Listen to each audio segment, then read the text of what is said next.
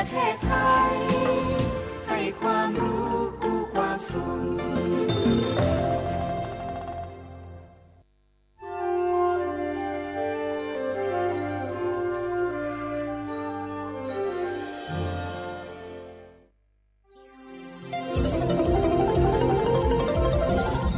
วิทยุแห่งประเทศไทยให้ความรู้กู้ความสุขสถานีวิทยุกระจายเสียงแห่งประเทศไทยจังหวัดเชียงใหม่ AM 1476 กิโลเฮิรตซ์สถานีวิทยุภาคภาษาชาติพันธุ์แห่งเดียวในประเทศไทยที่มีความทันสมัยเชื่อถือได้สร้างอัตลักษณ์กลุ่มชาติพันธุ์สู่สากล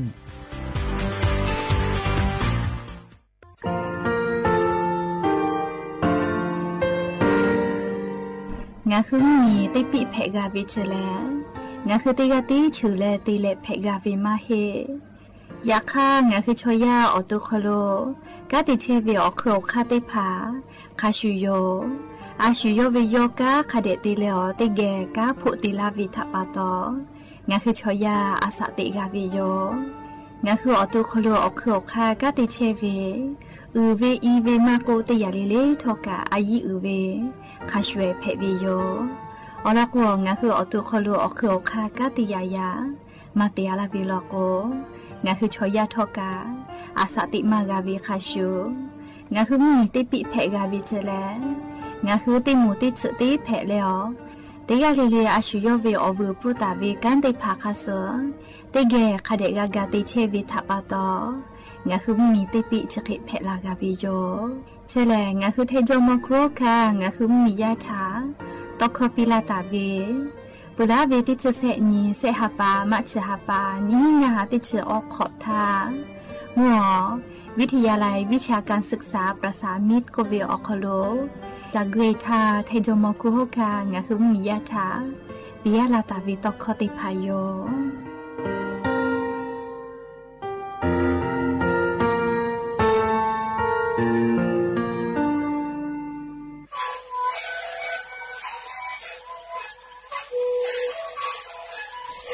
กูมันคือยาแก้เชื้อเบื่อออกเข้าเชื้อ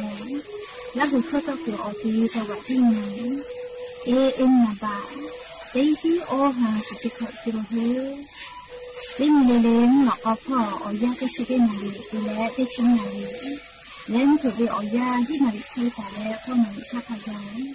เล่นเล่นแล้วหูคอก็เชื้อเบื่อและงานแล้วหูคอก็เชื้อสมามาข้าวโบมาดีโย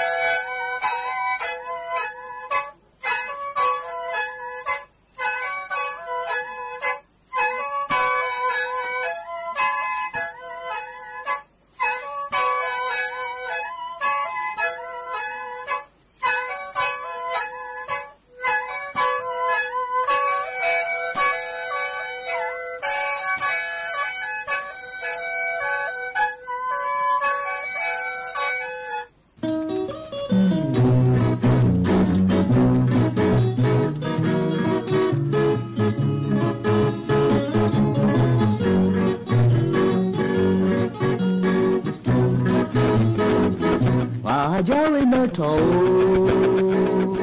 đồ cha ô tê hà gia đi có ngang nhà nhí đồ cứ lấy ra về mẹ thao amo mà hà gia là bố mà cha là cha hà gia mà ai sẽ đi chơi ở nhà cô lúc nó cái ta đã đi là bố amo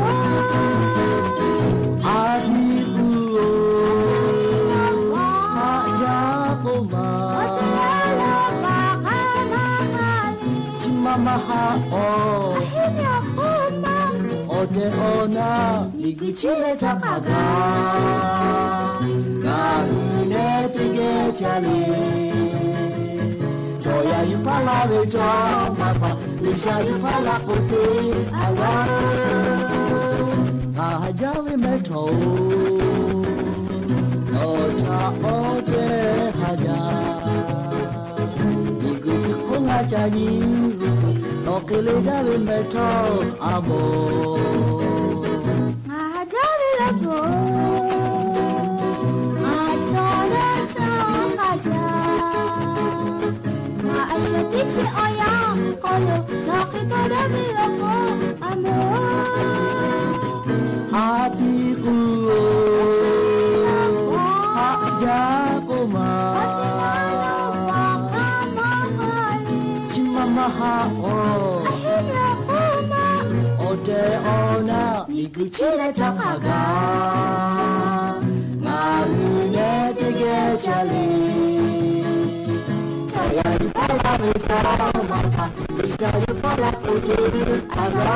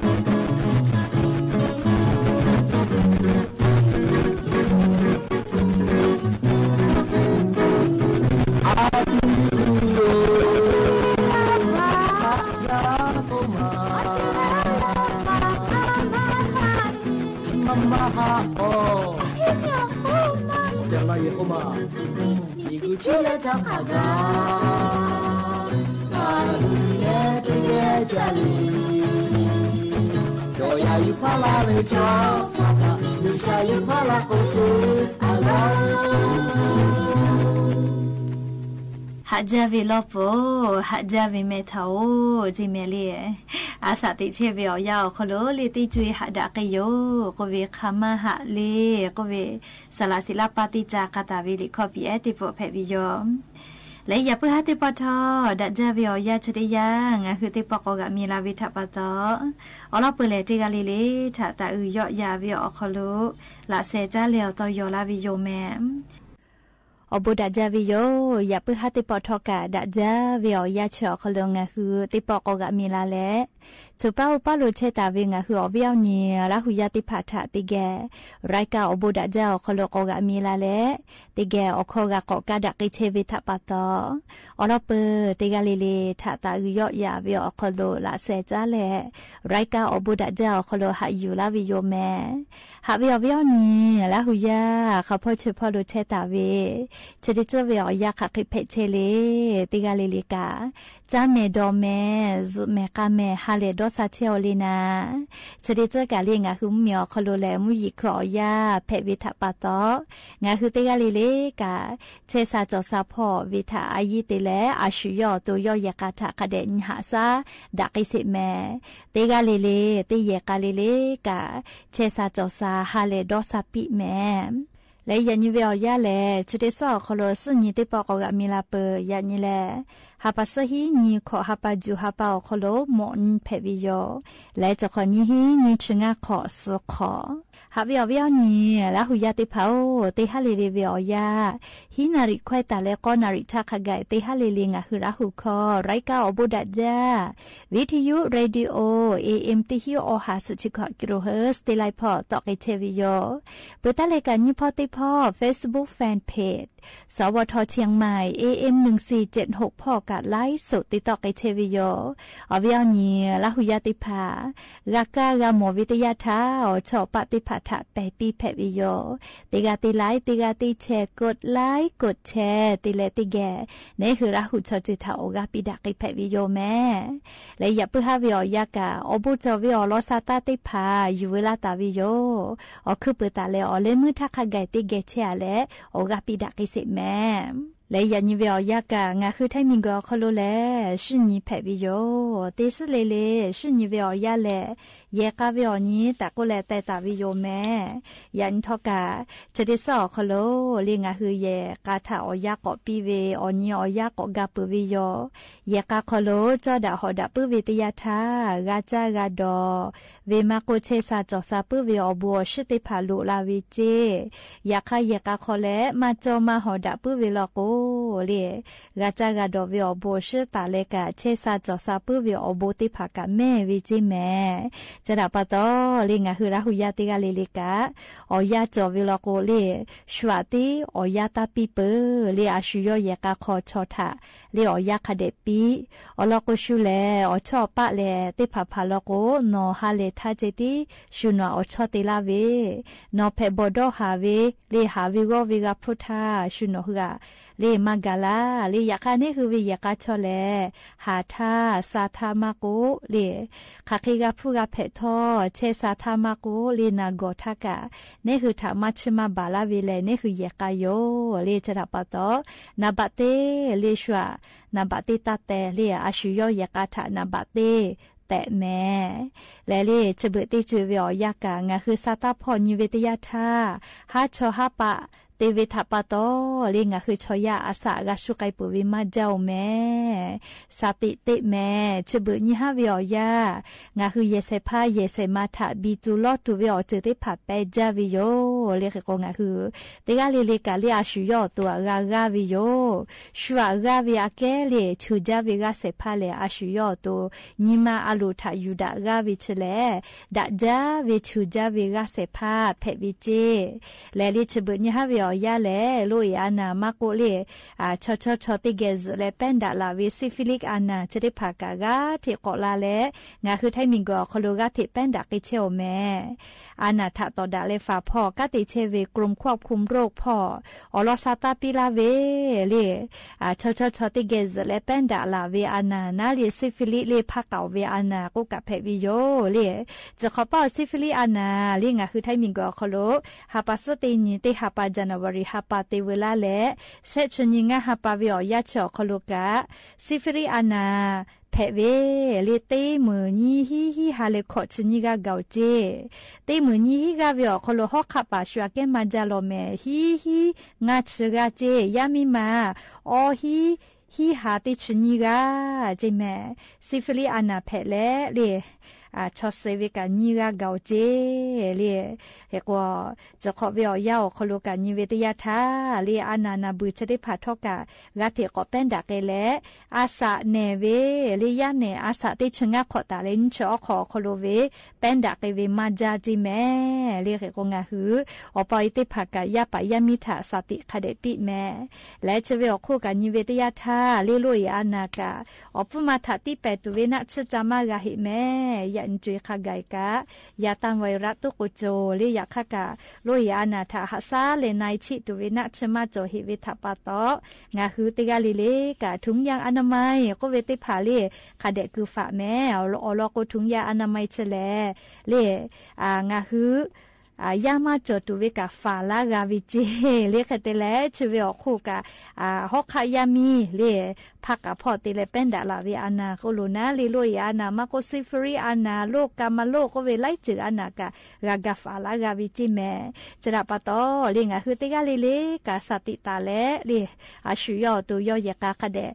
ฟาเลหาซาเชแมติกาเลติกาเลคเดญหาซาดักอิเซตะโกเลอลอซาตาติภายูเวลาเลงะคือลาหุยาติภาทาสติปิลาวิโยเยกไปตาวินาลีออยากาวิออฟูมาชุดาเลียคาคิโกทอกาติกาลิลิกานิชอนาลิคาช่วยกาวิโยลียาคาเยเวอคโลเลงาคือเยกไปตาวินาลีออยาอคโลกาขอวิออฟูมาชุดาวิเจติยอมคาคิโกทอกาลียานิกาเจเดซาอคโลสนิเตปอกกามิลาปุวิทัปะตองาคือชอยาสติกอคโลเลอายิจาเวเตโมเลเยกาเจเยกาคโลจอดาฮอดาปุเวลกวามาติกากาจากาดอปุเวอโคกาเลจาปุดอปุเลบุจาสุดอสุจอเวเจเลเนคือเยกาคโลยาคาเยกามาจอมาฮอดาปุเวลกเลเลกาจากาดอเวจาปุดอปุเวอบัวชิเตพาทอกานี่คือเยกาถาพอยแล้วโอ้ชุจอดาปุเวเยกาติไกวิเจแม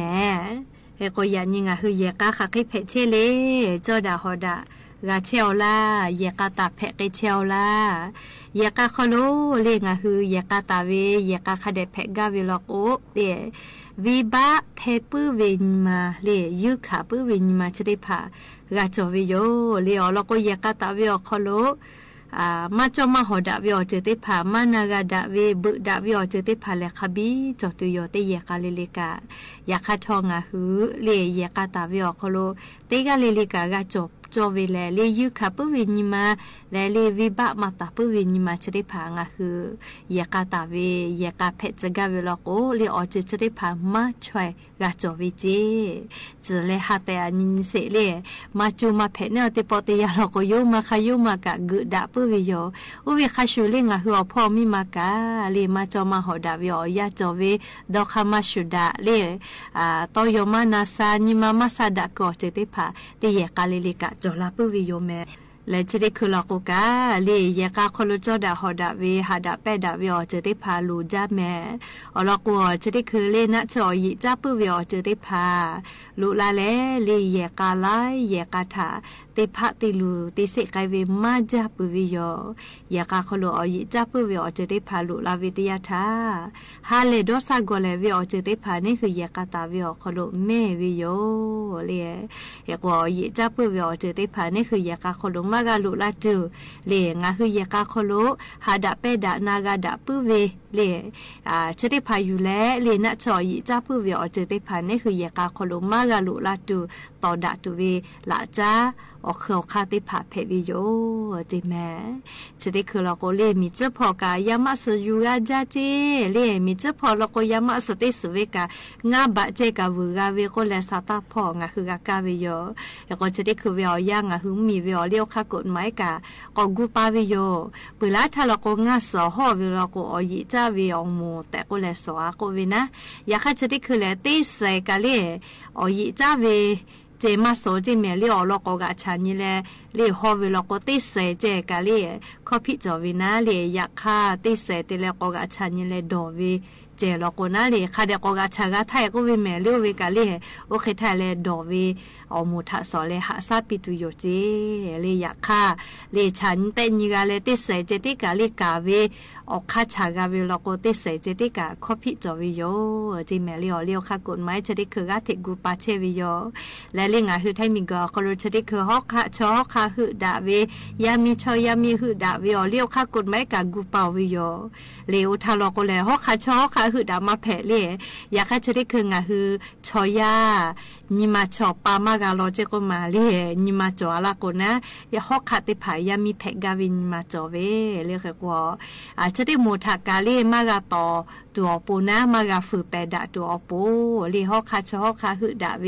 เลงาคือไทคอลโกสมรบเท่าเทียมก็เวนะเลฮอกคาชอคาหือดากาทะเบียนสมรสจดแผเวเลยามีชอยามีหือดากาทะเบียนสมรสติแผเวนะเลขกฎชกางาคือมีเวอเลี้ยวค่ากฎหมายออกค่าติผักพอปีวิเจเลชกาเลี้ยวค่ากฎหมายออกสุแผวิโย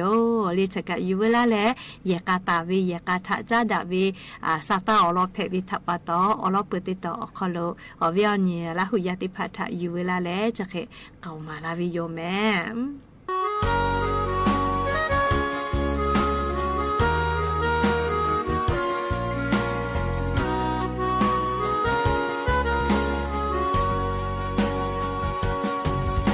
ฟูปีเลวิขอมา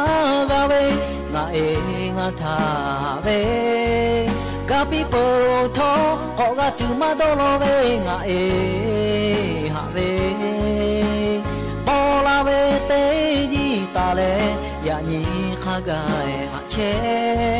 โอเอฮาเปเวชิจากโกเลมาเปยาปายามิฮืออคอโลดิเชเชเวงาเอโองาเอโอยานิชอยาวิชาเมอุสโลยาปายามิโนฮืออปองโปโลลาเวโยมีกุชิโกอาชาติเชเวติจวยดอชาเลเวจอปีเชชาจอชาปีเลจอซฮาซจอปีโอเอเตกาเลโอเอเตพา อาชาติเชตายอหุทาอมโบเตขอปีดาเวเวกาเวเฟปีเลดาเวคือนูเวซปีโลเตนียออาชาเลลาโอหามาจุจติปีกาเวทองาฮืออปออชาเลลาเมดอมิเลกามานิวลอโอกาเมงาเอโฮงาเอโฮยานิชอยามิชาเมอุสโลยาปายามิโนฮืออปอโบโลลาเวโยมิกุชิโคอาชาติเชเวติจวย都下了杯酒杯切下就下笔嘞就是还是酒笔哦一点个嘞嘞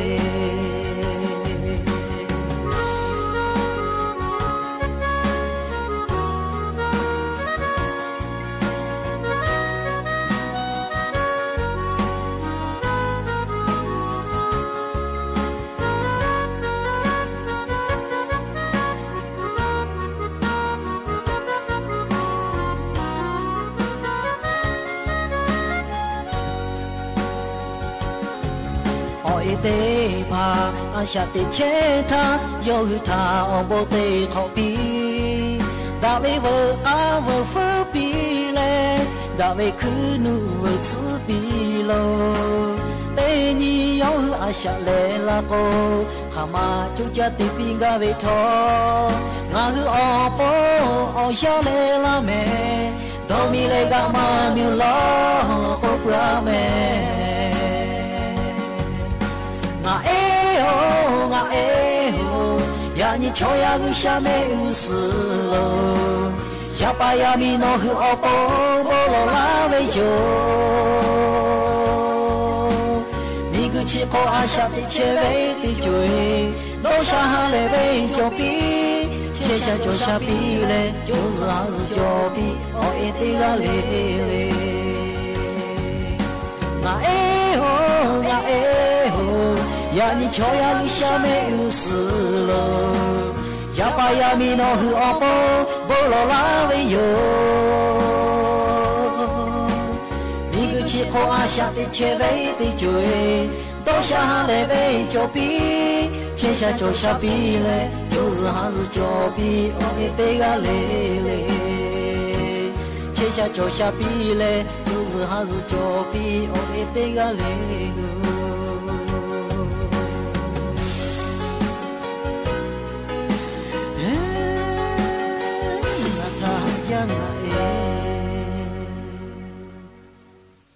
โอ้ยเพวิติกาเลลิตาวาตาคือกาลิกาคือจ้าอลาโกลิย้ายมาอุสิวิลาโกลิตาคือกะหัวลาโกโอ้ยติกาเลหากากะตูเลจูกาตอลีจะปีกืออากาซกือตาวิอจิติพัทกากุสบาวิโยลีโอ้ยเพวิทะเลเพกาเลกาเพวิมาเฮชอยาไลกาโอ้ยเพกาเวลียักขะกะโอ้ยเพมากาเวผู้ชติภากะปืมันเจ้าเวกะจอลีโอ้ยเพกากะเพมากาเวลีเขก็อย่างนี้งาคือลีโอ้ยกะเพวิชอติกาลีกะนิคัสแลดาวิโอเอลีโอ้ยวิกาติภายะปายามีทาลีคาเดหาซาปีแลดาวิโอเอยะปายามีฮิยูกุจอวิโอติภาเพปิแม่ลีชะกะเยกาทาจาดาวิลิขอไอติโปเพวิยมเอาเวียเนี่ยละหุยาติเผาจะได้เจอเวียออยากาเนี่ยคือมึงมีออกคนโลแลมึงกะเวียออยาเปิดตาแลมึงกูเวียออยาคนโลลุยเปิดวิทับปะตองาคือติกาลิลิทอกาจาวิดอวิพ่อกาสติติแม่เลียอลโกฮอเชฮอโมเวียออยาแลนี่คือกาจาตาวิจาตุดอตุติพัทอจะหน่วยปื้จาวิโยลุยปื้จา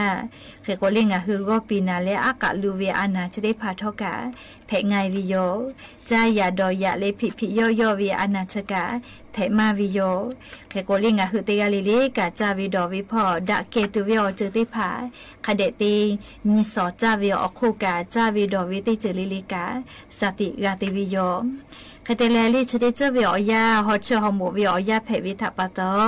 งาฮือใจยาดอยาเลวก็ปีนาเลอากาลูเวอานาจะเคติผาจะเพวิตยาทาลีนี่คืออป้ากลูจอตาเวจะตูดอตูอิชิมาชิติผาทอกา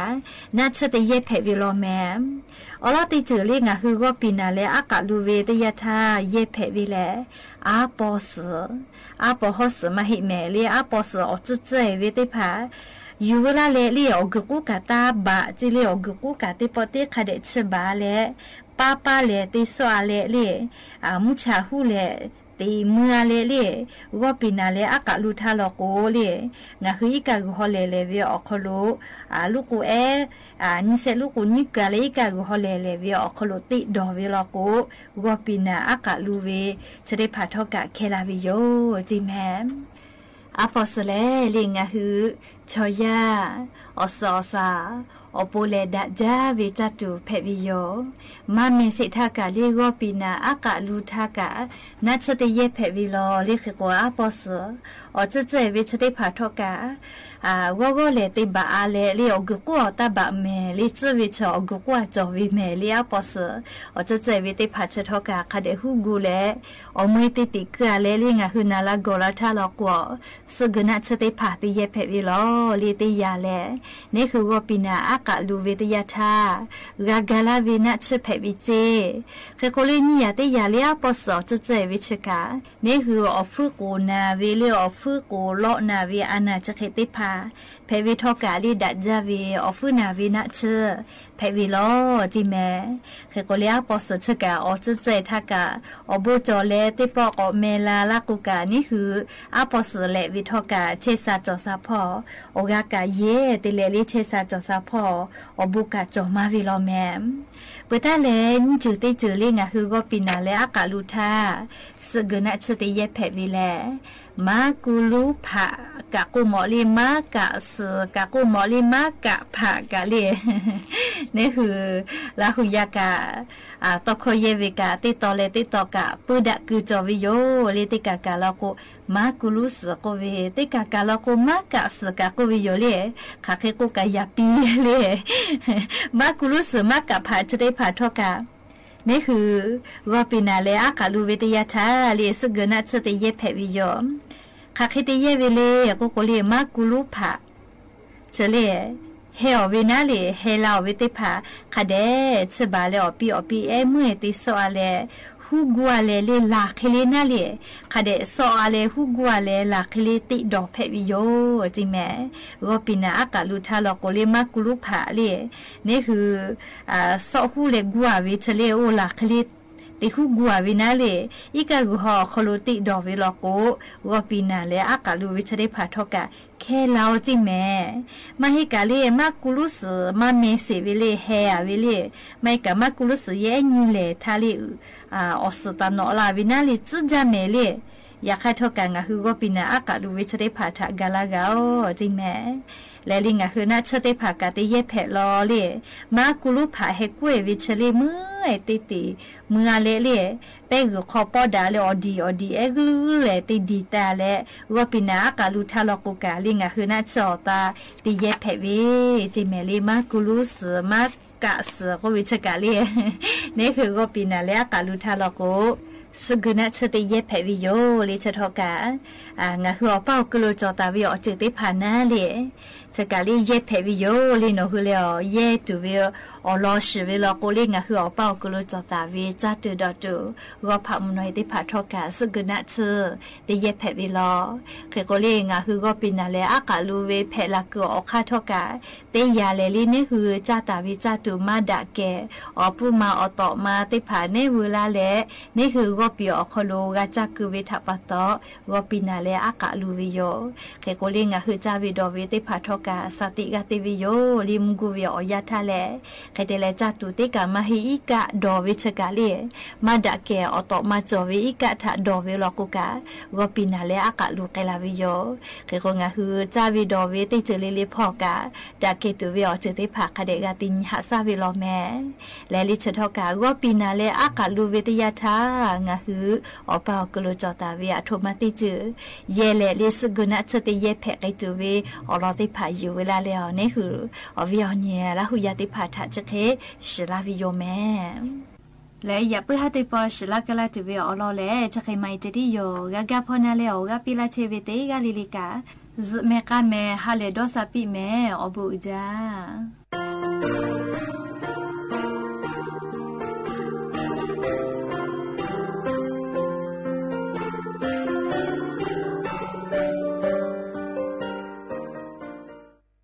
กระจายเสียงแห่งประเทศไทยและเครือข่ายทั่วประเทศเสนอข่าวต้นชั่วโมงรู้เร็วรู้จริงเกาะติดทุกสถานการณ์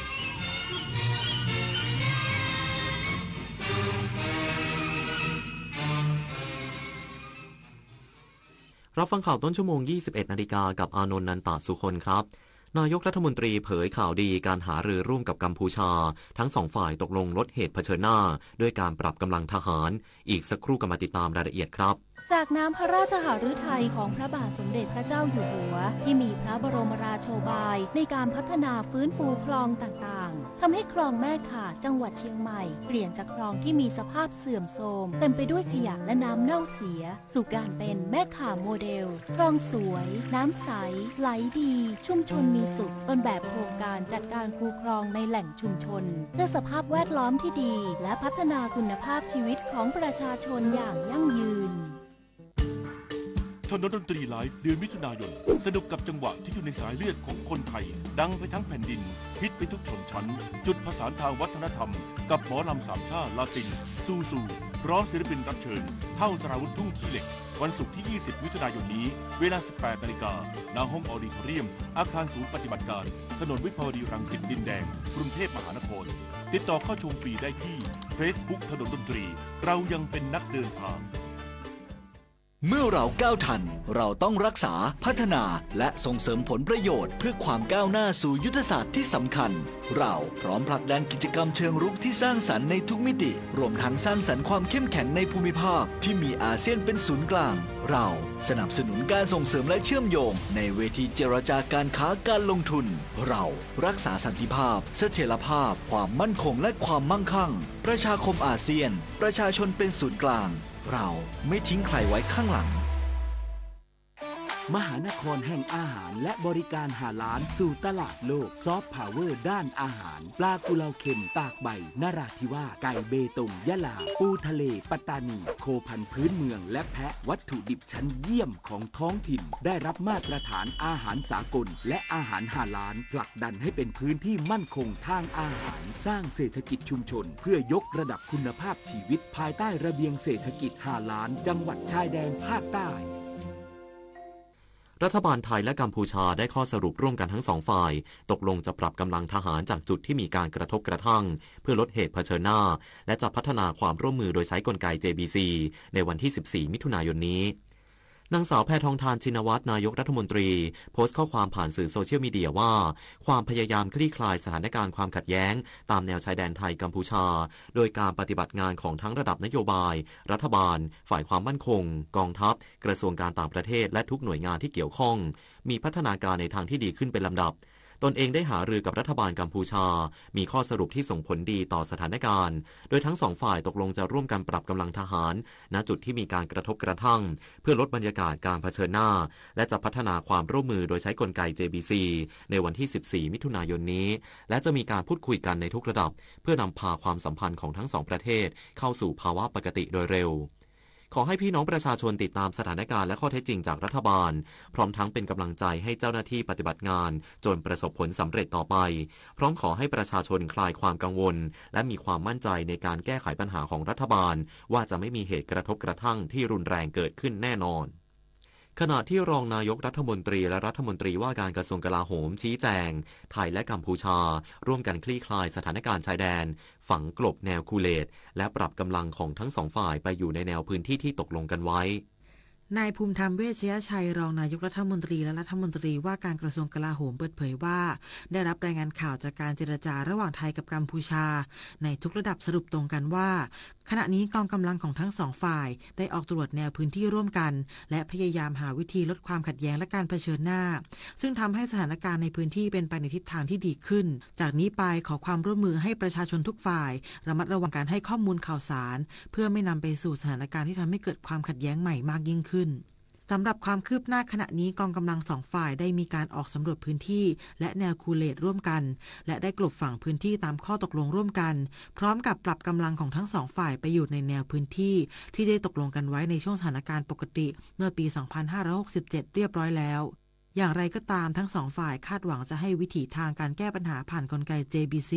ที่จะเกิดขึ้นในวันที่ 14 มิถุนายนนี้เป็นการคลี่คลายปัญหาของทั้งสองประเทศอย่างสันติชวิสาประทุมมารายงานที่ประชุมคณะกรรมการกำกับติดตามการดำเนินโครงการบ้านเพื่อคนไทยคาดว่าจะจับสลากผู้ที่ได้รับสิทธิ์เข้าร่วมโครงการได้ภายในช่วงเดือนพฤศจิกายนนี้นายสรพงษ์ไพฑูรย์พงษ์รองปลัดกระทรวงคมนาคมเปิดเผยถึงความคืบหน้าการดำเนินโครงการบ้านเพื่อคนไทยว่า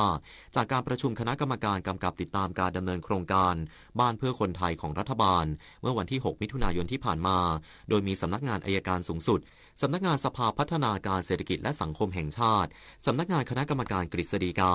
สำนักงบประมาณกรมบัญชีกลางกรมการขนส่งทางรางการรถไฟแห่งประเทศไทยบริษัท SRTA สำนักงานสลากกินแบ่งรัฐบาลธนาคารอาคารสงเคราะห์และสำนักงานพัฒนารัฐบาลดิจิทัลองค์การมหาชนเบื้องต้นคาดว่าจะสามารถกำหนดการจับสลากได้ในช่วงเดือนพฤศจิกายน 2568 พร้อมกันนี้ที่ประชุมได้มอบหมายให้บริษัท SRTA เร่งดำเนินโครงการบ้านเพื่อคนไทยให้เป็นไปตามแผนงานที่ได้รายงานคณะรัฐมนตรีไว้โดยให้ดำเนินการให้ถูกต้องครบถ้วนตามกฎหมายกฎระเบียบและมติคณะรัฐมนตรีที่เกี่ยวข้องอย่างเคร่งครัดคำนึงถึงประสิทธิภาพการใช้ที่ดินให้เกิดประโยชน์สูงสุดมีความสอดคล้องกับแผนการพัฒนาพื้นที่ในภาพรวมและการเชื่อมต่อด้านการคมนาคมกับพื้นที่โดยรอบการรถไฟแห่งประเทศไทยต้องให้ความสำคัญกับการย้ายพนักงานที่อาศัยอยู่ในปัจจุบันด้วยความเป็นธรรมและเป็นที่ยอมรับพิจารณาความต้องการของกลุ่ม First Jobber ซึ่งเป็นกลุ่มเป้าหมายของโครงการบ้านเพื่อคนไทยให้ชัดเจนและครบถ้วนเพื่อนำมากำหนดรูปแบบของโครงการที่ตอบสนองกับกลุ่มเป้าหมายอย่างชัดเจนขณะที่ทอส.ต้องจัดทำแนวทางด้านการเงินที่จะสนับสนุนการดำเนินโครงการบ้านเพื่อคนไทยที่ชัดเจนและนำมาเสนอในการประชุมครั้งถัดไปและบริษัท SRTA ต้องดำเนินการจัดจ้างที่ปรึกษาเพื่อมาดำเนินการออกแบบรายละเอียดและจัดทำรายงาน EIA ให้สอดคล้องกับแผนการดำเนินการที่กำหนดไว้จบข่าวอานนท์ นันตะสุคนอ่านรับฟังข่าวครั้งต่อไปเวลา 22:00 น.ติดตามข่าวที่นำเสนอไปแล้วได้ที่ www.thainews.prd.go.th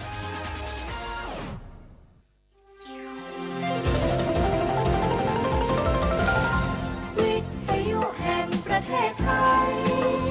ให้ความรู้กู้ความสุข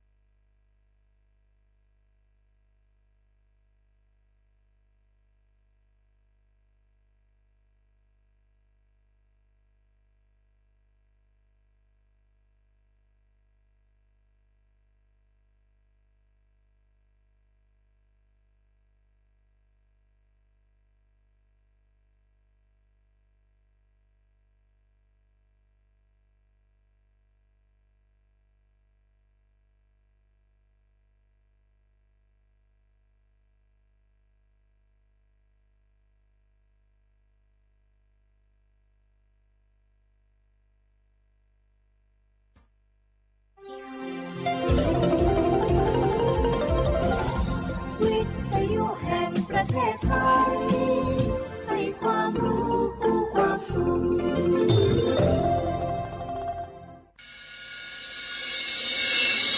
สถานีวิทยุกระจายเสียงแห่งประเทศไทยจังหวัดเชียงใหม่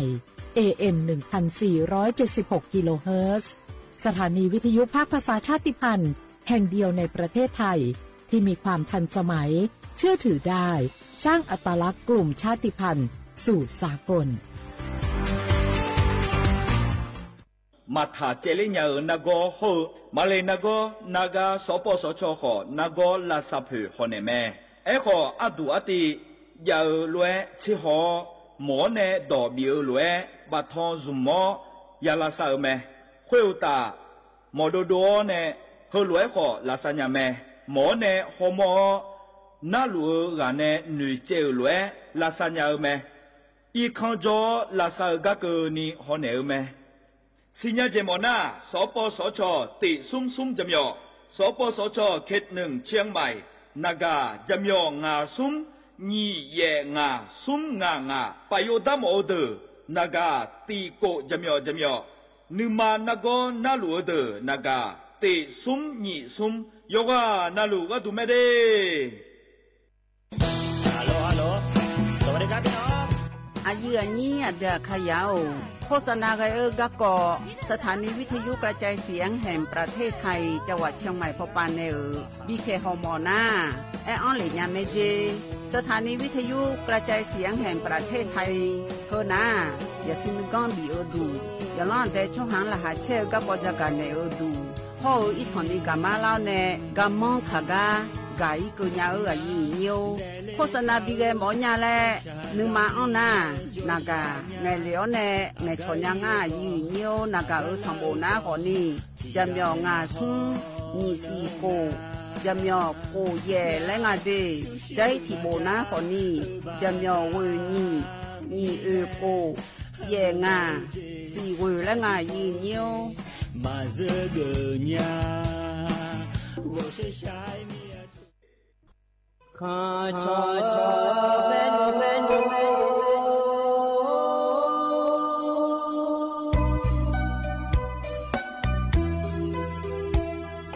za ni cho ku le nga do wo tu ya kha ba za ni cho mo le nga do nga cho ya kha ba cho pa ma si cho cha lo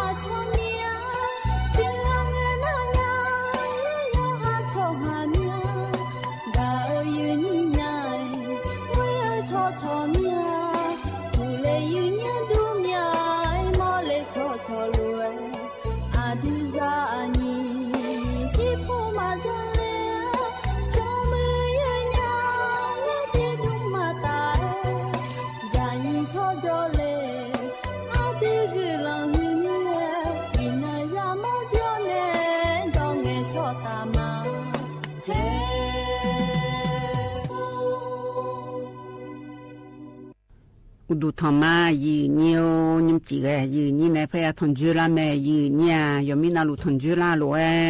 อายามนาลิทิลากาดูนาลีเวลาแม่เชลังกันเนียวทนจุลาแม่ก็กอที่เจจื้อพยาจากาในละแม่ยีเนี่ยนิมจียีนี่ในทนจุลาอเดือเขาอันนองหน้าเมียวที่นอกกระงาอินาบาลาสีนาขอนี้ก็ลาและคู่สีอาโขนาขอนี้เซติโหบิชเมออันนองนาขอนี้ย้อนนองนองกระงายืเนี่ยว่าอาทิงนองว่าที่แย่งนองบาลาสิโกเสียงสิเลกาคนนี้พังยาตาโกเชแย่โหอายามที่น้องสาที่น้อยเบลาจีอีกอยู่ดูมาควายยืเนี่ยยืนี่เดือขยะเดือยุคานาขอนี้ยังก้อนยำยืนิ้วยังก้อนยำมาเจเจยายองงาและยาชนไทยดางาและอยู่กับการชนไทยดาหล่อยืนิ้วเธอกัวไปอีคนนี้พยาแหลมฐานในชอนดเทปุระเทมาบีเทพออยู่กับข้าฮอลือดาลอยุงสยุสละเทแขน่า ลาสาวขอมาทะเลนี่อยู่จอนาลูพนาดาสียืเนี่ยเชื่อก็มาบีก่อนนี่อยู่ในฮอลิดาญาญาและอยู่ข้างฮอลิดายืเนียวหน้าเธอปอชังอีลาลอเหลือฮอมอเดฮอมกจีก่อนนี่มาจาญาจีน่าถ้าจะได้ยืเนียวได้เฮงไงยามก็เลยนะโดใจยาในเดลงาเจและยมยาพปายากางายืเนี่ยอยู่ว่านาลูนี่ดอกบดาบ้านเนี่ยอยู่จอนาลูอยู่หามดวงฮอลิดาก็คอยจะกันในแม่ยืเนียวยิ่งจีจอนน้องก็ล่าลัวที่เจจือจือบินนาหาดามายืเนี่ยอยู่จอนาลูนาหาลัวลัวล้ออีนี่มาดำเป็นไงอันดูมันหล่อนในเช้าล้อยืเนียวน้องงานเนี่ยอาชีพบ้ามาลาในล้องานเนี่ยบ้ามาลาและชาติตีตะกรุณหาเบียดามายืเนี่ย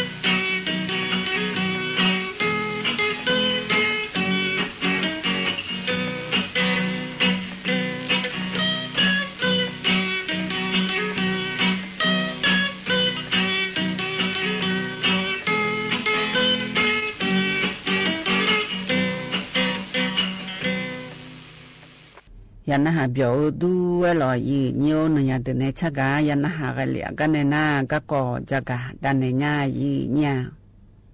เขาก็ดูยีเนียวจักกาคือนาลอยยีเนียวอชอเธอโกรกไหลย้อนและคุงอาแทนนักก็หุ่นนาลอยยีเนียวที่ปวดนาอยู่หาวจากผู้หลานจางไงจากการน้าก่อนนี้ก็หอนี่ป้าเด็ดเธอทำยาเลยและมาซาไงญาและกับพ่อหน้าหลวยและเธอตีลอยยีเนียวตัวรวยรอเธอมีในเธอกอดอยู่มือพาจักาในง่ายยีเนี่ยอชอโรคโกรกไหลย้อนและเธอนาลอเฮยยุ่งจักกันเนี่ยเฮยชอสิญญาพ่อปาอยู่หามาดูยามือจะซัดดูพ่อปาชอสำนักงานสาธารณสุขและพ่อปาในบุตรเหลวอยู่ในจักกันเนี่ยมายีเนี่ยอยู่มือพาหน้าหาวเนี่ยยีเนี่ยเดือขยะเดือ อยู่หาเกจีอยู่เปียญาและซาซอดาลอยีเนียวโกรไหลย้อนและนักก็หุ่มนาเจยีเนี่ยอยู่หาในเธอจะดองเกเธอบาบอมังมาอีอันนี้และอยู่หาจะพอเราก็เบียงปะขนมปะดูลาเธอกะคู่งายีเนี่ยอาเจมีในตัวเวงาและเงินนาลอยีเนียวอยู่หาในจะเกเธออยู่หาก็เบียงอยู่หาจะโดดมีอังเกเธอลอยีเนียวเธอกะอีอังเธอชอเธอแลหลอกขอกินแรงอ่ะอยู่หาจะอังเกก็เบียงเธอลอยีเนียวก็เบียงเธอหน้าคนนี้จะอังเกหน้ามีที่เจมาเปียหน้าลอที่เจมาเปียหน้าจะอังเกหน้าคนนี้บาบอมาบีอันเนี่ยบอมาอีอันหน้าคนนี้บอมากะมีเนี่ยบอมาพอสหางานเนี่ยยีนี่หามตัวลออันนั้นก็เนี่ยหน้าคนนี้เขาเบียงเธอจะอังเกหน้าละอุพิเทอลูคนนี้พับบอกงาลอยีนี่เธอแลพิเทอลูพับบอกงาลอเธอมีเนี่ยอยู่หาที่เจมาเปียไงจ้าฮับเบอเลยลอคนนี้โกรธไหลย้อนและเธอหนาลอยอยู่นักก็งานยุ่งจากกันเนี่ยและเธอหนาคนนี้เธอก็ช่วยยาที่งากาละหุที่อาเปียญาจีเนี่ยงากาละหุที่อาเปียญาและเธอหนาคนนี้ขบเบียงเธอก็อยู่หาวันนี้สาวดูว่าเช้าวันนี้อยู่หาเนี่ยฮัดจ่าจีก็สาวดูหุ่มลอยเนี่ยที่ปวดหน้าและพิเทอเธอหุ่มลอเธอหุ่มเธอมีเมื่อมามือนี้เปียอีญาจีแล้วตัวงายีเนี่ยชอหูลูกแล้วงาแต่กาลอถึงกับคู่นั่นแหละผิดเถอะรู้ละมีอยู่หาจะอังเงินนั้นปุ๊บมาบิวดูล่าแล้วขำทีมยากาดุงานเนี่ยยีนี่ก็กูเบียงรอยีเนี่ยนาทีกางากาละเฮทีกาลาแล้วตัวเปียญาจีก็เหอผิดเถอะหอยู่ข้ามามือนี้แล้วตัวงาแต่เธอมีอยู่หันในจังอังเกเธอบอมามาอีอันนี้และอุดลาเมียอยู่หาผู้ละไงโลและตัวไงแหละอยู่หาก็อยู่หางดูละคือก็ในน้าคนนี้เธออยู่แช่ก็อยู่แช่ดูละและตัวไงจีเนี่ยกลัวไหลย้อนและเธอเราก็ยืดเธออยู่หันในว่าเช้าวันยืดอยู่หันในจังอังเกเธอก็เบียงเป่าดูละนักก็และเฮนาลอยเนี่วยามาชกมาชมมานี่เปียญาจีแล้วตัวงาแทยีเนี่ยที่เดือนนาแล้วตัวงาที่เดือนนาจิบาดอมอลิดอเปียญาจีนาที่เดือนนาคนนี้จ่าอายามอารมณ์มาบอนี่รอยีเนี่ยฮือจ่าแล้วอายามมาบอนี่อันน่ะใจที่เจนาคนนี้สนิจะเข้าโลแล้วรอยีเนี่ยใจที่เจนาคนนี้ดูอีสันตาจ่าละสับสันพี่จ่าละและใจที่เจนาคนนี้ที่เดือนน่าจะเดินโดดนาเขามาอยู่โลและให้เธอนักก็เปลี่ยนญาจีเนี่ยนักก็ทำนาคนนี้แล้วตัวงานอยู่หาขบยังเดลาจีแต่ซาปุลาบิโดเลกุขาหือรอเขาเธอขลงสปอเธอก็เดลญาจีเนี่ยนายมยังหมอจุกมาอินี่เพทานเนี่ยเบี้ยเจนเนี่ยบิจานาคนนี้เธอก็กับห้องมาเลยเปลี่ยนญาจีแล้วตัวงามาเลยเปลี่ยนญาจีกับห้องอยู่ข้างเบี้ยเจทานเนี่ยบิชนาแล้วตัวงามาเงินนาคนนี้ขลงกาชอหล่ออาหารเธอก็มาเลยเปลี่ยนญาจีเนี่ยก็เลยย้อนแล้วเหรอนี่จีญาจีนี่จีแล้วปัญญาจีนักก็น่าลอยอยู่หันในจังอันต้องเธอบอมาอีอันนี้แล้วอยู่หาจพอแล้วคุณเบียงพอปาดูละญาแล้วเธอโกรธไหลย้อนแล้วนักก็ทำน่าลอยอยู่นี่จีและบิญญาจีที่จีน่าคนนี้เธอกับพ่อรู้ด้วยจีเนี่ยเธออุมานาจีอุมานาคนนี้ก็ในนาคนนี้เธอก็ห้องน่าได้ละจีนักก็ในนาคนนี้เธออุจิพอไปอยู่ไงอุจิสาวนาลาจีนักก็ในนาโดนไงยเช่จีอันนั้นหาแม่เฮยอยู่หาแล้วก็จีเนี่ยแล้วตัวงาแต่น่ามาเฮมาซานี่สาพุละหลัวดัวจีแล้วตัวงาเทียนาเปียวเทียมาทะเลเทียมาเปียวเทียมาทะเลแล้วก็จีเนี่ยที่นาคนนี้อุปเพับเปสิจีหูลูเวนาแล้วกับพ่อนากาดูเมจีถึงมีนายมยากกับพ่อนั่นยาและตัวล้นหนุ่ยยากยืดใจงาจีเนี่ย ยังหาเยอะใจนะขอนี้แท้กับพ่อมันนากาชกโลไหลย้อนและนางก็ถึงนากาหลอกโลไหลย้อนนะขอนี้หันในจังต้องเอาเธออยู่ที่โพหูแล้วก็ควายเนี่ยเธอมีแน่โคโลเปียนะขอนี้รอยีเนียวหมอจูกาอีเจยีเนี่ยหมอจูกาอีเจแล้วตัวเวงอ่ะก็ไหลย้อนเธอหญิงกาเปียเนี่ยเจที่กาดูเลยแล้วเงินนะขอนี้อยู่หันในจังต้องเอาคุบยังละเฮแล้วจะตัวอีกข้าวให้มือละเฮรอยีเนียวเฮก็ดูเลยแล้วเงินนะคนนี้ขบยองหน้าเจยีเนี่ยอากูเจจ่าดอกคนนี้มีอันไงมามีอันยันนี่ขบยองหน้าลาเจอันนั้นคนนี้นะคนนี้อยู่หาขบยองเธอก็คนล้องขบยองเฮก็รอยกกงแล้วที่จีอันก็ดูอาเจยีเนี่ยอันนั้นอย่าพี่ละก็อีดูอาเจอันนั้นที่ปวดนะเฮก็อยู่หาหงแล้วถือเทถก็ดูอาเจยีเนี่ยจะโดมันมีลูกดูอาเจแล้วตัวเองอ่ะอันนั้นโลเปียนะขอนี้อยู่ห้าหัวจ่าสหัวจ่าในโลก็หัวจ่าในโลและจีหัวจ่าในโลและเปียมีอะไรเจ้าเจแล้วตัวเองอ่ะอยู่ห้ากำมงไงโลมีผู้หลับบางไงโลเสพยาอยู่ไงโลและตัวโลนะขอนี้เธอก็หงอย่าพี่ละก็ดูอาเจอีเนี่ยน่าผู้หลับโดนเลยไงอยู่แช่เจน่าก็ในนะขอนี้เธออยู่ห่างหาแม่ดูหาผู้หลักก็มีไงรอยีเนี่ยหาแม่ละอยู่หาเจยีเนี่ยแล้วตัวเองอ่ะน่าใจนี่ตีดูเลยแล้วเงินนะขอนี่ก็ไหลย้อนเธออยู่หาขบยองจะโดชาหาข้าวขบยองหึมละนี่พอปลาปีอาเจยีเนี่ยเธอหึมเลยแล้วเงินนะขอนี่อยู่หาแต่ซาเฮยอลมาลอนี่ขบยองสู้อาเจแล้วตัวเองอ่ะเด็กขบยองสู้อาเจคุณยังสู้ใหญ่และเองถึงไงจะฉลาดจริงอ่ะยี่เนี่ยนักก็ได้นะคนนี้เธออุตสาหปังจะพัสู้เจเจคุณยังรอยี่เนี่ยน่าอยู่หาแต่ซาตรงไงแต่ซาอยู่ป้าแล้วไอ้เจียมีรู้มาเปลี่ยนนี่น่าอุจฉาเจยี่เนี่ยอุจฉาเจนักก็ได้นะคนนี้เธออุจิพป้าเฮ้มีงานละก็อีดูแล้วรอยี่อยู่ที่อ่ะน่ารอยี่เนี่ย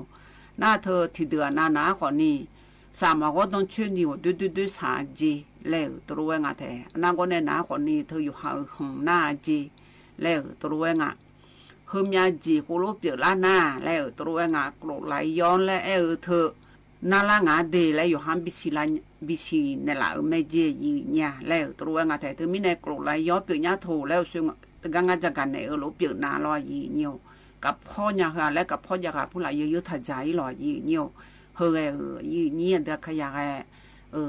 บิสิญญาแหละชอบตัวปัสิญญาเดินในบดูละย้อนในจากการในมายีเนี่ยก็จากการในกายนะหาเกลียกันในหน้าอันนี้บุพานในชาวลอสมาคมขังจงไอชาวเธออยากคุ้นเชละเฮโยเงยเมียโลและชาวเธอตีตะกลุนหาเบียดามายีเนี่ย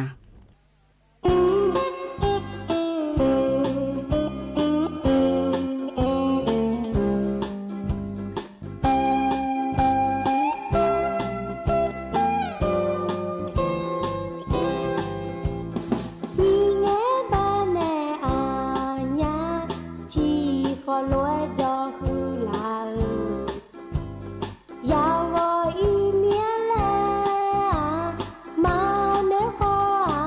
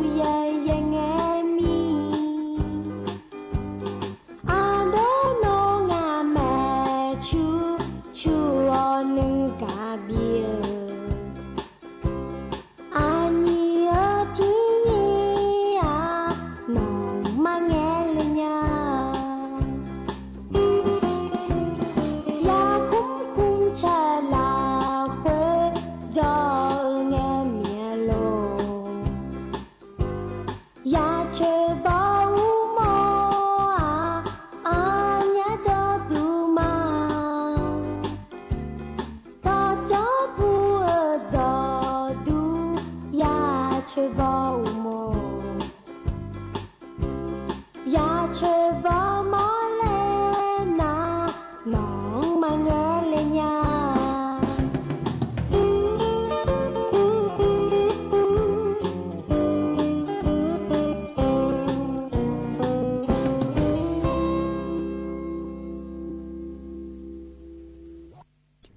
ยันหาเบียวดูอร่อยยืเนียวกันในนาอุจจาระก็กอจากาและพับบีนะหาดาญา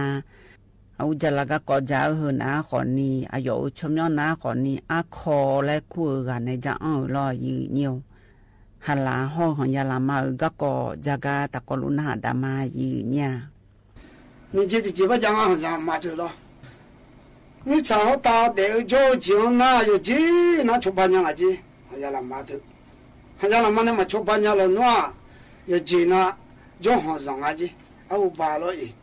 你也来烧饼哎，来讲了我家了，啊你也来烧有几呢？别叫那了烧饼哎了伊，啊有几么呢？那个几么摘要来了，那个几么摘要来饼哎我，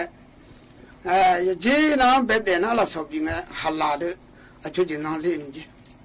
啊就经常领那。我这要那早上呢，你要来上跑来领去，那来领去，还拉到要穷了，那天把铺好饮去，就尿了。那来你好呢？哦了，那喝了都，靠下来来领去，啊，提脚，提几碗，吃米春了，提米碗，吃缸春了。哎，那么就提鸡的，吃肚肠子还拉头，提米的吃脚肠子，吃高肠子还拉头了。那吃中家还铺了药，还没来鸟了，吃中家心里多一来那么的，米拿了。那哦，我的啊，后来都考下了，这吃肚肠提米啊，挺好吃那个。啊对啊，哦，几面啊对，老喝的老外这没中面来，你话就那来了了，我那一到那要我不咋那，我就上下铺呢，然后呢，啊你才中去呢，啊，然后那吃么我就那吃么个那，哦老嘞，米哟。喝了都来靠拉嘞，提起的一切都唱一米哟，提米啊路吃刚嘴，喝了都来靠拉嘞了，还不了，提莫有一还莫了第三年。米有了，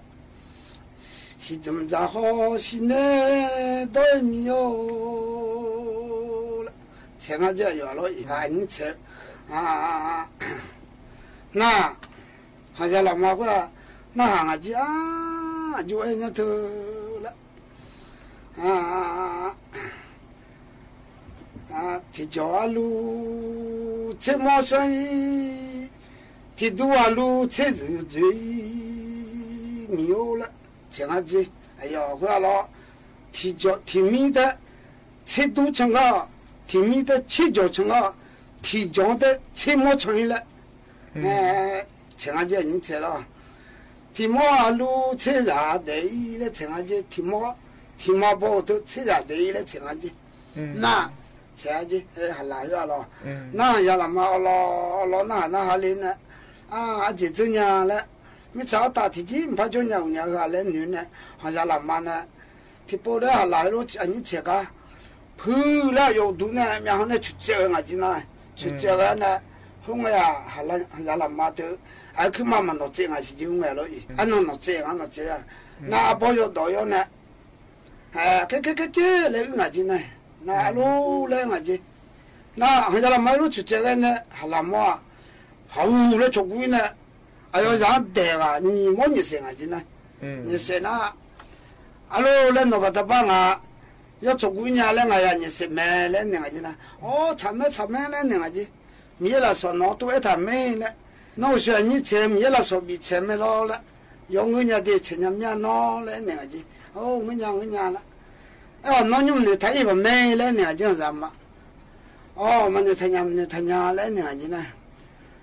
น้องชวนเชมันเนี่ยทำงานไม่ได้ยาเลยเนี่ยจีนะน้องชวนเชเท่าเลยเนี่ยจีคือเราดูเลยข้อหลาเลยเชไม่รอละนะอายุเลยไปงั้นจีน่าอย่าละมาไปเนี่ยจีโอ้มิโซคือเราดูเลยข้อหลาเลยที่จีเตยที่ดูใจที่มีอาลูที่รอจุยที่มาอุ้ยที่ยาเดยละเชื่อมังโลละงั้นจีนั่งมังมาละเนี่ยจีนะ是怎么着好？是那对米哟，才忙个老了，我妈来娘子呢，去对，去都讲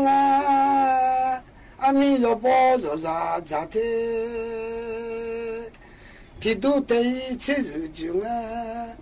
米肉包肉咋的了，才没老了娘子，我妈来娘子。ที่มาเอาไว้เชื่อราบงที่มา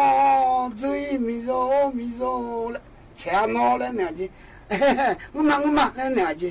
ที่มีน้องเนี่ยเสียชาเลยเนี่ยจีนะน้องเชื่อราบงที่มาจุยเลยมีอะไรอยู่ใจเลยดีเลยงุมาเลยเนี่ยจีที่มีเนี่ยที่มาเงินบิจญาดีเลยมีอะไรอยู่น้องจะที่น้องจะจ้าเลยเนี่ยจีตัวจะจ้ารู้แล้ว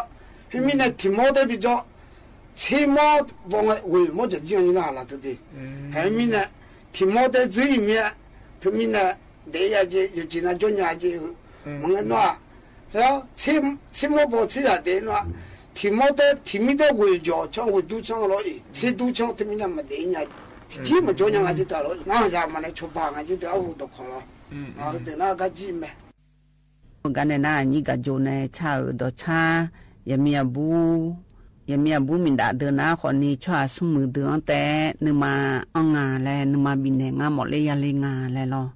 ชาดอชาตะกอลวยพนาหาเบียดามายีเนี่ย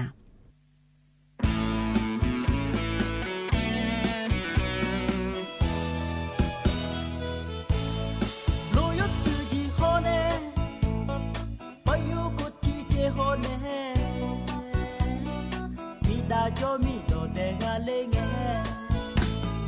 ก็กาลาโยก็กาลือโยเอลือโก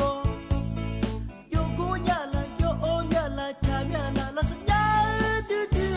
โจบุมอโซญาเอก็เพ็ดยาตุมโหเนเอชงโดลาดิตุมโหเนมีตาจอมีโดเดงาเลงก็กาลาโยมาคูมอสาวจอหายองจอหาเดบุมอไม่เพียวนี้เลยอีญาจอบูซาโตญาน้าโมเลโล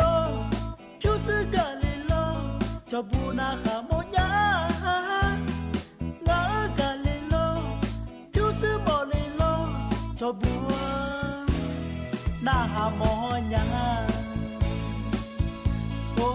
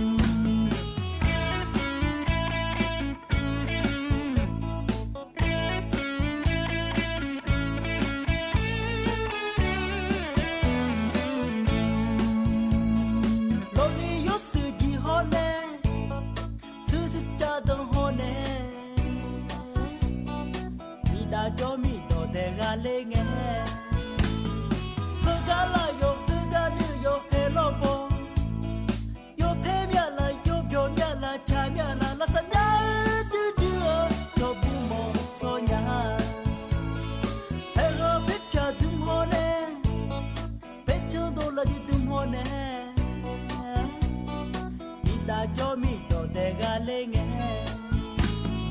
ก็กาลายโยก็กาเนื้อยมากูมอซาชอหายชอหาเดบมอไม่พิวเน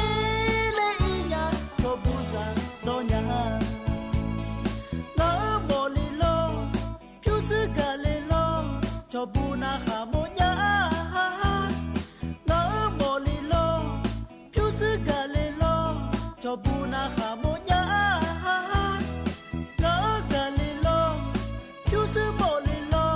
cho bùa na hà mò nhà ôi ôi xa xa lê ghê la lê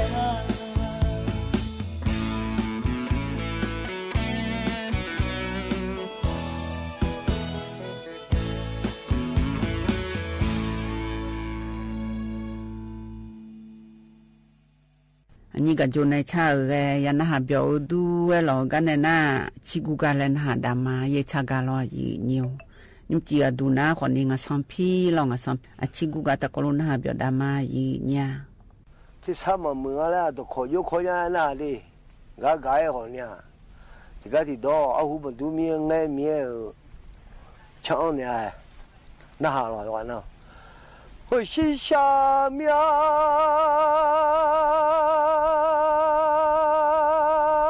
มือจะสอจอละเขายิ่งไงละบาทสา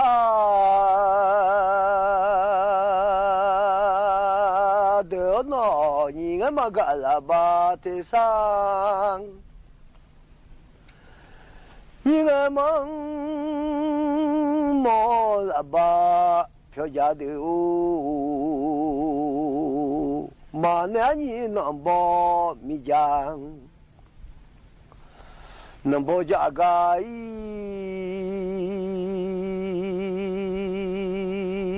เบียจุลาใหญ่นลาจากายเมียดีน้ำบ่นละจากายเมียจึงเมื่อนบองอามาโอ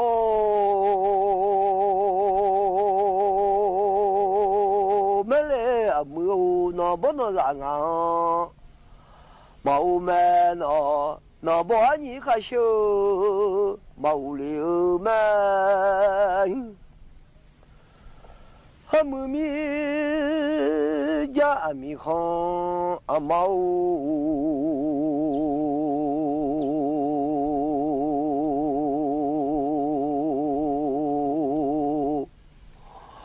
อาวุธขอบาชื่อจังไงอามือสิงห์ขวบาชื่อจังไงเชื่อสุขว่าด้วยบาชื่อชงไงมาดูแม่ยัวมาหมอสิงห์ยิเชขลาเมีย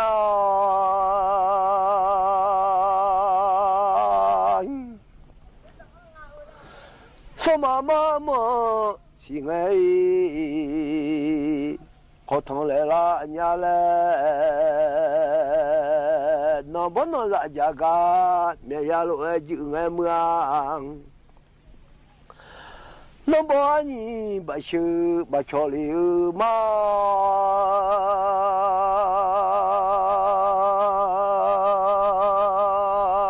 นบอนี่งานเนบาชื่อชอบกังยังนบองอามาโอ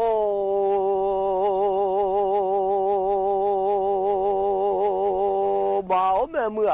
นราจาห้องมาโอนบอนี่ข้าชื่อมาอุลีนบอนละจากามายามาจืเลนบอนละจากานัวเมียจืงนบอบาชื่อดัวถ้ามังมาเลยนบอนละลอนัวเมียหอดวงถ้ามาเลยมือยะสอจอมิดา มือมีข้าบุญน้องหัวเสียชาละใหญ่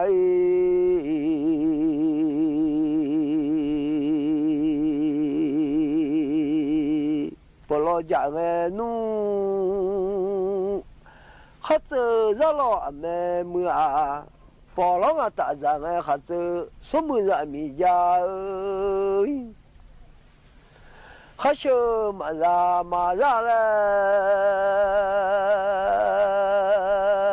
ปอร้องบอกข้าจะอุ้งเมื่อสมุนมีนี่ข้าจะมาเลี้ยมือ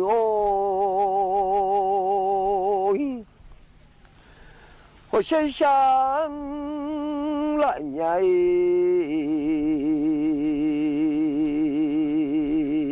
我努度一切都来年么那拉度的，我努那拉还把也扔，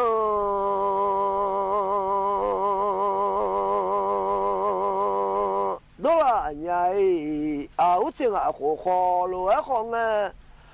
爸觉啦，都海路爱马都了嘛，爸觉呀乌可修路爱的，啊呼啊啦嘛子，喜欢么啊我家子呀来，嘛子喜欢拿了一切嘛叫，一路家嘛来。我在的阿拉罗爱子爱么啊，拿了一切还叫马家里爱么哦，拿了一切还叫马家里爱。噶后面呀，农种爱嘛都面没有情啊，吃了的是开，把大学那嘛都，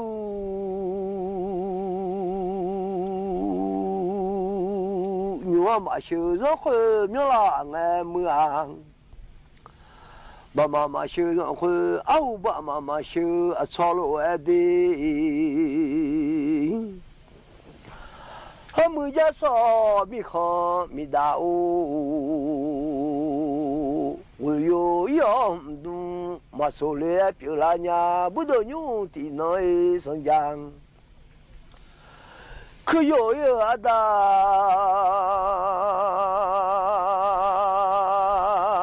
个肉马手来那有样都有马手伢。那有嘛一起回，后来的大家暖都有，除了马了么，那有要都有嘛做了，所有一个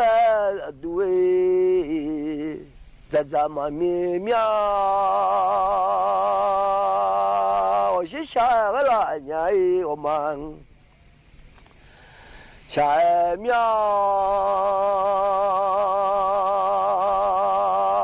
俺们莫是俺一切路还好俺，我一个车回答，那大里俺们啊，俺怕那不没弄，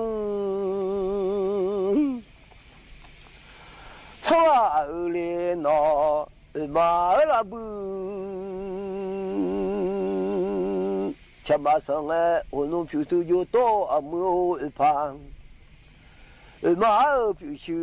那个上来的，我都没陪俺呢。什么嘛不是好么？一看那块屋里，什么不记了哎么啊？呀都那路哎不多马拉么？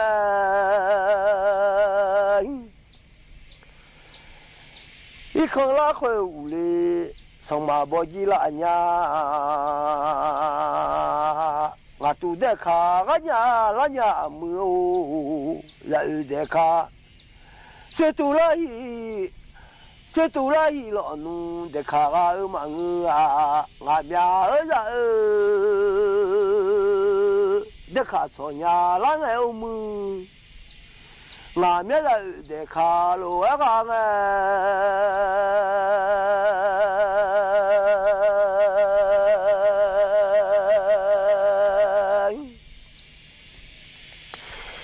阿母家说叫那哈乌，不是嘛菠萝鸡，来来同呀上忙。我都没陪俺呢，啥都好呀，啥时候米了呢？马修来么样？啥时候米没说那呢？小马来女啦苗么？啥时候米？那那小不干哎么啊？我弄了就马上来哦，阿姆米好嘛？但那么了就马上，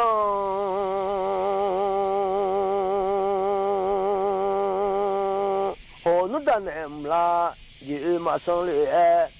老姐姐嘛呀都那个古拉伢么哦，啥时候米拉呢嘛修嘛，米有少阿毛嘞有口少阿毛，朴树上包米喽，得嘞。不大家都上包米喽，没说不大妈妈好了。我下面没有什么讲提交，用啊没有啊米海讲提交用啊的，什么米海啦绕的太。那得里么啊？我家大啊，这个我弄了老多天拿来忙啊，啊没那都米海，那老多天拿来忙我家大把手把小婆家了么？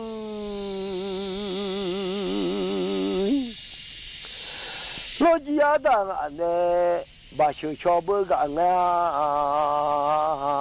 我弄出来唔啦，也马上来闹。大牛上唔啦，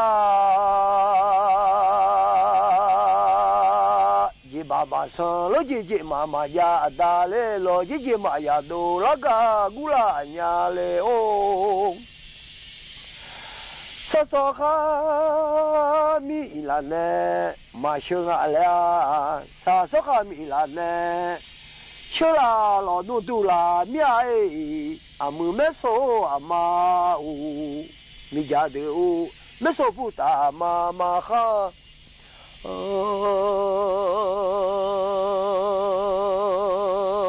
对嘞，我弄了老公用来讲天南啊。我弄都马好伊，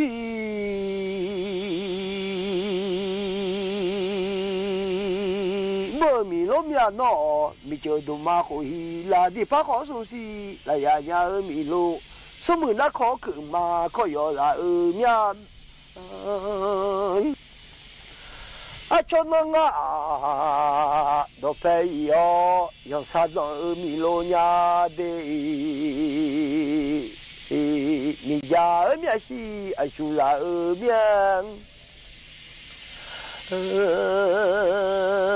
啊，就这你把种要也讲，人下子米罗面，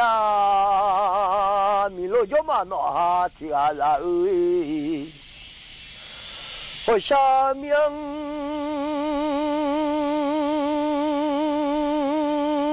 我米家鸡妈妈乌，米鸡三娘么啊婆闹啊小孩娘为小么，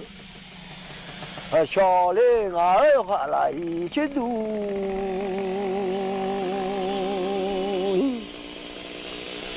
มันเดบลาอันนี้อายุมาเงาโนมันเดบลาอันนี้อากมาเงามันเดบลาอันนี้อาซาโลนุมาเงานอดมาลานอฮอมันต้องเชื่อจะมีลาเลย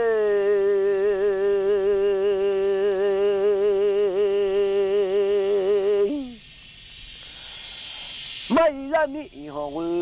ยอยองไงลออามือมีล้นน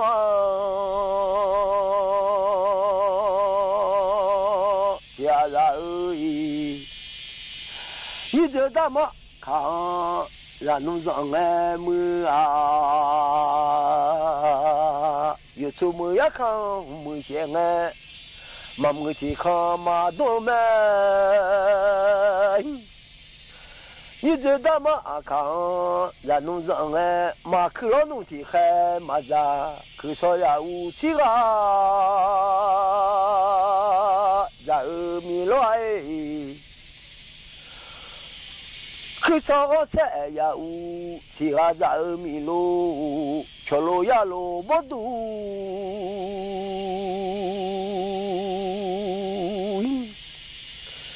然后呢，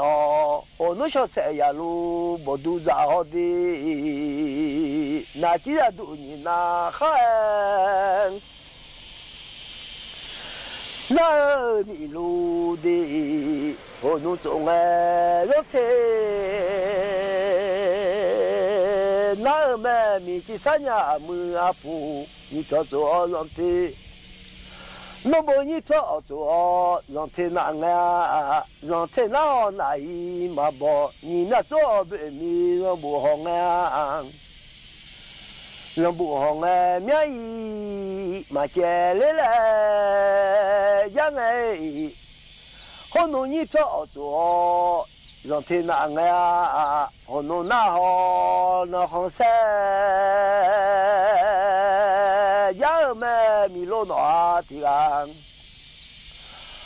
啊，你照做。让铁路哎红哎，让铁好面伊嘛白，让铁好米路哎大伊嘛咖喱哎，我弄了那乌都，让也米路嘛，那那乌都哎，让不还米路哎。我弄了那乌都，让也哎孬。说不怕都把好，让老比较嘛，少不得都有，上怕好爱爱么哦，可能都这比莫比较嘞，那都这比那那都这比么好。La la hui ma te la ne lo nu nyu ma ma de ani a cho se ni pa dong do fa yi nge yo ye ga a bu me le son se pa dong yi nge yo da ga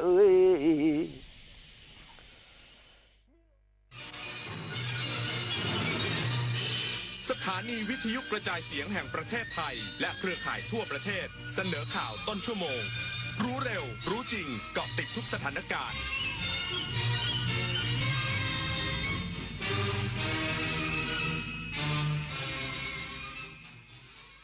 รับฟังข่าวต้นชั่วโมง 22 นาฬิกากับอานนท์นันตาสุคนครับกระทรวงการต่างประเทศยืนยันสถานการณ์ความขัดแย้งไทยกัมพูชาไม่ส่งผลกระทบต่อมุมมองของประเทศอาเซียนและไทยยังสามารถแก้ปัญหาผ่านกลไกทวิภาคี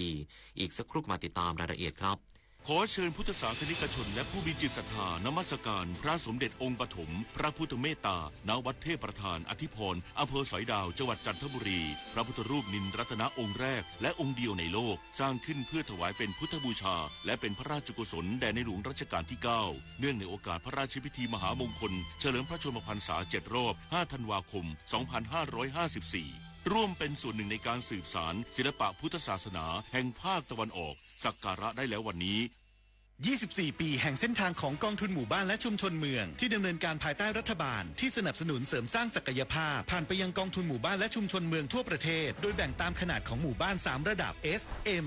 L เพื่อให้กองทุนมีอิสระและมีส่วนร่วมในการดำเนินงานงบประมาณให้เป็นไปตามความต้องการของคนส่วนใหญ่โครงการ SML ส่งตรงโอกาสถึงชุมชนโดยชุมชนเพื่อชุมชนเกิดเป็นอาชีพสร้างรายได้และเป็นรากฐานในการดำเนินชีวิตอย่างมั่นคงสำนักงานกองทุนหมู่บ้านและชุมชนเมืองแห่งชาติโอกาสก้าวสู่เส้นทางศิลปินกลับมาอีกครั้งพร้อมปรากฏการณ์ครั้งใหม่ที่รวมการประกวดร้องเพลงไทยอมตะร่วมสมัยทั้งเพลงลูกทุ่งและลูกกรุงไว้ในเวทีเดียวกันกับโครงการเยาวชนสืบสานเพลงรักไทยโดยสำนักงานทรัพย์สินพระมหากษัตริย์ซีซั่น 2เปิดรับสมัครตั้งแต่วันนี้ถึง15มิถุนายน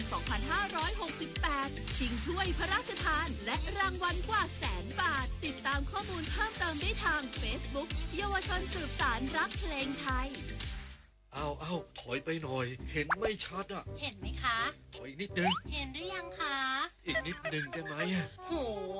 มองการไกลเชียวนะคะอายุที่มากขึ้นมาพร้อมกับปัญหาความเสื่อมของดวงตามายืดเวลาดวงตาสุขภาพดีด้วยการมันสังเกตอาการผิดปกติรับประทานอาหารที่มีประโยชน์สวมแว่นตากันแดดไม่อยู่กลางแจ้งและตรวจสุขภาพดวงตาเป็นประจำทุกปีใส่ใจดูแลรักษาดวงตาเพื่อมองดูโลกอันสดใสไปอีกนานโฆษกกระทรวงการต่างประเทศมั่นใจสถานการณ์ความขัดแย้งไทยกัมพูชาไม่ส่งผลต่อมุมมองของประเทศอาเซียนที่มีต่อไทยพร้อมย้ำไทยสามารถแก้ปัญหาผ่านกลไกทวิภาคียังไม่จำเป็นต้องพึ่งพาประเทศที่3นายนิกรเดชพลังกูลอธิบดีกรมสารนิเทศและโฆษกกระทรวงการต่างประเทศกล่าวถึงกรณีที่หลายฝ่ายมีความกังวลต่อความขัดแย้งระหว่างไทยกัมพูชาในขณะนี้อาจส่งผลกระทบต่อมุมมองของชาติสมาชิกอาเซียนที่มีต่อไทยโดยเฉพาะท่าทีของกัมพูชาที่สื่อสารผ่านช่องทางต่างๆว่าไทยเป็นผู้รุกรานและจู่โจมกัมพูชาก่อนโดยยืนยันว่าสถานการณ์ในขณะนี้ยังไม่ส่งผลกระทบต่อไทยในแง่มุมดังกล่าวพร้อมเปิดเผยว่ากัมพูชาไม่ใช่ฝ่ายเดียวที่สื่อสารกับชาติสมาชิกอาเซียนไทยก็มีการสื่อสารกับประเทศสมาชิกอาเซียนและมิตรประเทศอื่นๆเพื่อสร้างความเข้าใจที่ถูกต้องโดยยึดจากข้อเท็จจริงของสิ่งที่เกิดขึ้นรวมทั้งเน้นย้ำว่าไทยสามารถจัดการปัญหาเองได้ผ่านกลไกทวิภาคีและในขณะนี้ยังไม่ต้องการความช่วยเหลือจากประเทศที่3และไทยพร้อมชี้แจงถึงความเป็นจริงที่เกิดขึ้นกับประเทศที่ให้ความสนใจเช่นประเทศมาเลเซียโดยยืนยันว่าในขณะนี้สถานการณ์เกี่ยวกับมุมมองจากประเทศสมาชิกอาเซียนและมิตรประเทศที่มีต่อไทยไม่น่ากังวลปริญญวิทย์เปี่ยมสมบูรณ์รายงานกระทรวงการคลังส่งมอบโฉนดคืนเกษตรกรสมาชิกกองทุนฟื้นฟูและพัฒนาเกษตรกรในพื้นที่จังหวัดศรีสะเกษนายพิชัยชุนหวชิระรองนายกรัฐมนตรีและรัฐมนตรีว่าการกระทรวงการคลังในฐานะประธานกรรมการกองทุนฟื้นฟูและพัฒนาเกษตรกรเป็นประธานเปิดโครงการประชาสัมพันธ์เชิงรุกเพื่อสร้างเครือข่ายและความร่วมมือในพื้นที่จังหวัดที่มหาวิทยาลัยราชภัฏศรีสะเกษพร้อมส่งมอบโฉนดคืนแก่เกษตรกรที่ชำระหนี้ครบถ้วนโดยมีนายศักดิ์ไกรพิมพ์บึงเลขาธิการกองทุนฟื้นฟูรายงานผลการดำเนินงานมีเกษตรกรในจังหวัดศรีสะเกษให้ความสนใจเข้าร่วมกว่า700คนนอกจากนี้นายพิชัยชุนหวชิระยังได้ร่วมในพิธีส่งมอบเช็คชำระหนี้แทนนายสำรองนามวงกว่า1 ล้านบาทและส่งมอบโฉนดคืนให้แก่นายธวัชชัยเบิกบานเกษตรกรที่ชำระหนี้คืนครบพร้อมเยี่ยมชมการจัดแสดงผลิตภัณฑ์จากเกษตรกรต้นแบบหลากหลายกลุ่มสะท้อนความสำเร็จในการพัฒนาและฟื้นฟูอาชีพอย่างยั่งยืนกองทุนดำเนินการฟื้นฟูหนี้เกษตรกรในจังหวัดศรีสะเกษแล้วกว่า622 ล้านบาทช่วยรักษาที่ดินทำกินได้มากกว่า 8,600 ไร่โดยมีผู้ได้รับโฉนดคืนแล้ว490รายรวมกว่า 4,300 ไร่วีรชัยศิริกาสวทศรีสะเกษรายงานการรถไฟฟ้าขนส่งมวลชนแห่งประเทศไทยร่วมกับสมาคมคนตาบอดแห่งประเทศไทยจะทำแผนที่การเดินทางสำหรับคนพิการทางการมองเห็นทั้ง16สถานีในระบบรถไฟฟ้า MRT สายสีม่วงนายวิทยาพันธ์มงคลรักษาการแทนผู้ว่าการรถไฟฟ้าขนส่งมวลชนแห่งประเทศไทยหรือรฟม.เปิดเผยถึงความคืบหน้าการจัดทำแผนที่การเดินทางสำหรับคนพิการทางการมองเห็นในรถไฟฟ้ามหานครสายฉลองราชธรรม MRT สายสีม่วงตามคำพิพากษาของศาลปกครองสูงสุด โดยรฟม.ได้มีการประสานงานร่วมกับสมาคมคนตาบอดแห่งประเทศไทยและบริษัททางด่วนและรถไฟฟ้ากรุงเทพจำกัดมหาชนหรือ BEM ในฐานะผู้รับสัมปทานให้บริการเดินรถเพื่อออกแบบและจัดทำแผนที่ดังกล่าวเพิ่มเติมในสถานีรถไฟฟ้า MRT สายสีม่วงทั้ง16สถานีให้เป็นไปตามมาตรฐานที่เกี่ยวข้องรวมถึงมีการพิจารณาจัดทำระบบเสียงนำทางตามข้อแนะนำของสมาคมคนตาบอดแห่งประเทศไทยนอกจากนี้รฟม.มีแผนจะพัฒนาสิ่งอำนวยความสะดวกสำหรับคนพิการทางการมองเห็นในโครงการรถไฟฟ้าสายอื่นๆให้ครบถ้วนและครอบคลุมตอบสนองความต้องการของผู้ใช้งานจริงได้อย่างมีประสิทธิภาพจบข่าวอานนท์ นันตะสุคนอ่านรับฟังข่าวครั้งต่อไปเวลา 23:00 น.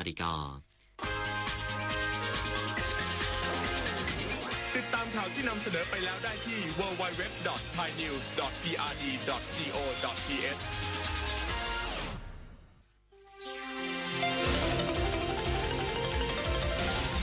วิทยุแห่งประเทศไทยให้ความรู้กู้ความสุข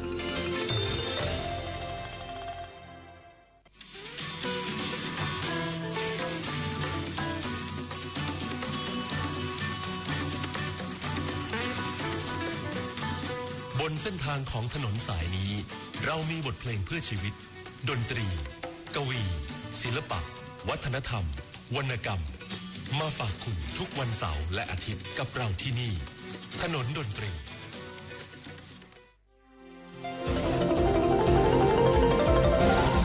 วิทยุแห่งประเทศไทย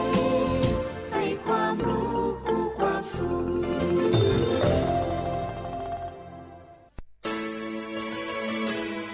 สถานีวิทยุกระจายเสียงแห่งประเทศไทยจังหวัดเชียงใหม่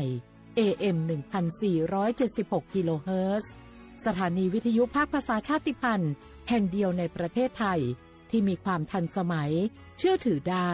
สร้างอัตลักษณ์กลุ่มชาติพันธุ์สู่สากล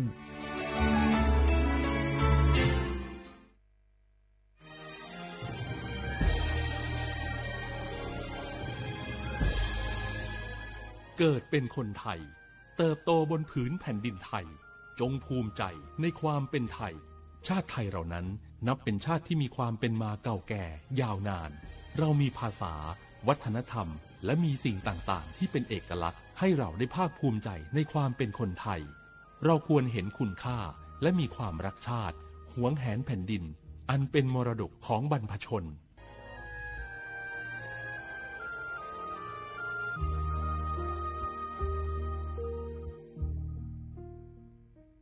ติดขัดเรื่องการรักษาไม่รู้จะใช้สิทธิบัตรทองยังไงไปที่ไหนได้บ้างต้องการร้องเรียนร้องทุกข์มีคำถามมากมายเกี่ยวกับการใช้สิทธิบัตรทองสอบถามได้ที่สายด่วนสปสช1330โทรฟรี24ชั่วโมงตอบทุกคำถามให้คุณรู้ทุกเรื่องเพื่อไม่พลาดทุกสิทธิการรักษาข่าวดีของคนที่ใช้สิทธิบัตรทองหรือบัตร30 บาทเมื่อเจ็บป่วยเล็กน้อยใน16อาการเพียงยื่นบัตรประชาชนก็รับยาได้ที่ร้านยาใกล้บ้านที่มีสติ๊กเกอร์ร้านยาคุณภาพของฉันให้บริการดูแลอาการเจ็บป่วยเล็กน้อยจะปวดหัวปวดข้อเจ็บกล้ามเนื้อมีไข้ไอเจ็บคอปวดท้องท้องเสียหรือผดผื่นคันเข้ารับบริการที่ร้านยาได้แล้วเภสัชกรจะคัดกรองอาการเบื้องต้นรับยารักษาตามอาการไม่เสียค่าใช้จ่ายใดๆสอบถามเพิ่มเติมสายด่วนสปสช1330เจ๊ขอนี่เร็วๆทางจังหวัดมันมีประกาศเตือนคนเฒ่ากับคนที่มีโรคประจำตัวมาให้ออกจากบ้านเพราะฝุ่น PM 2.5 เกินเกณฑ์มาตรฐานเกือบ300เลยนะเจ๊ไหนบ่ล่ะสุดๆเลยนี่แดงเถือกเลยถึงว่ากะรู้สึกบ่ดีมาหลายวันอย่าจ้ำกับบ่จ้ำอย่าไอกับบ่ไอโอ้ให้มาจามาไออย่างนี้นี่แล้วก็นั่นสาวๆยังบ่ใส่หน้ากากนี่ฝุ่นนักเน้อช่วงนี้นะเฮ้ยแก่นควันนะแก้วพอแล้วกันนะฝุ่นควันเต็มบ้านเต็มเมืองนักขนาดช่วงนี้แต่เพิ่นบอกว่าบางเตือกับปัจจัยคนไทยเผานะแต่อาจจะเป็นฝุ่นข้ามแดนควันไฟจากประเทศเพื่อนบ้านเขาบ่ได้มีมาตรการเหมือนบ้านเฮานะแกเอาอีบ่ปากันย้ายแผ่นดินไปไกลๆจากประเทศหมู่นี้นี่เนี่ยได้อย่างอันก็ดีกะแก้วคณะตีรัฐบาลกำลังหามาตรการกับประเทศเพื่อนบ้านหมู่เฮาก็ต้องมีมาตรการในการป้องกันตัวเก่าคือปฏิบัติตาม คำแนะนำของแพทย์เปิ้นว่าให้หลีกเลี่ยงการทำกิจกรรมนอกบ้านให้อยู่แต่ในบ้านที่ปิดประตูหน้าต่างให้มิดชิดหรือสวมใส่หน้ากากกันฝุ่นอันอย่างประมาณนี้ก็จะช่วยได้ในระดับหนึ่งนะถ้าจะอันวันนี้เฮาแยกย้ายกันก่อนบ่ไปอู้กันในไลน์เอาอากาศดีๆก้อยมาเมากันใหม่แต่ไอ้แก้วติ๊กบ้านไผบ้านมันเตรียมให้พร้อมซ้อมให้ดีรู้วิธีป้องกันภัยปรารถนาดีจากสำนักงานประชาสัมพันธ์ที่3กรมประชาสัมพันธ์ค่ะกู้ภัยโทรมาบอกว่าป่อน้องรถแฉลบน้องบ่คิดบ่ฝันเลยว่าวันนั้นจะเป็นวันสุดท้ายร้อยปันเหตุการณ์หลากหลายความสูญเสียบนท้องถนนบ่มีระยะปลอดภัยสำหรับคนบ่ใส่หมวกกันน็อก 69% หมวกกันน็อกช่วยลดความรุนแรงของการบาดเจ็บศีรษะและสมอง 39% หมวกกันน็อกช่วยลดความเสี่ยงในการเสียชีวิตของคนขับและคนซ้อนท้ายปีครับน้องขอให้ปีขี่รถปลอดภัยถูกวินัยจราจรใส่หมวกกันน็อกทุกครั้งต้อยนะครับอย่าปล่อยให้คำขอนี้เป็นแค่ลมปากมาร่วมใจกันลดอุบัติเหตุความสูญเสียโดยการใส่หมวกกันน็อกบ่ว่าจะขับทางใกล้ทางไกลเพื่อลดความเสี่ยงเพิ่มความปลอดภัยให้กับตัวเฮาและก็คนที่เฮาฮักต้อยนะครับ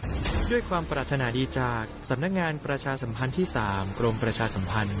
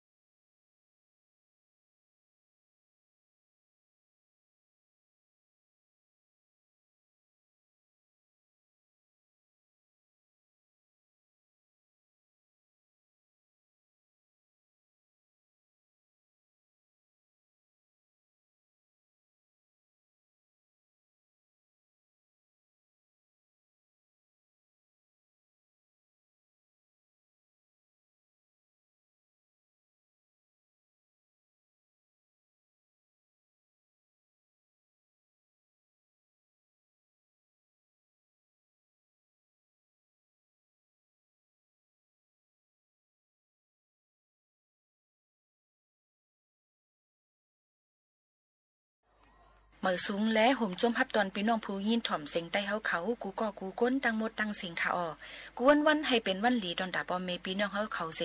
วันอันเฮาขาดที่เลยฮบทบซ้อมกันนั่นได้เป็นวันอันมีมังกระดอนตาเฮาขาดมาจึงจันพี่น้องเขาหันถึงตีเลี้ยงเสฮบถ่อมจอมเฮาคาตั้งห้องปล่อยเสียง AM 1476 กิโลเฮิรตซ์สวทเวงเก้งใหม่ในข่าวข้าวยาม10 ถึง 11 โมงฮบทบจอมเขาผู้ปืนเผาและผู้จัดรายการยิ่งโมขาวนุ่นสุภาวันเชื้อสารวินพี่น้องเขาหับถ่อมไล่ได้ตีได้ตั้งอำมาได้เปลี่ยนตั้ง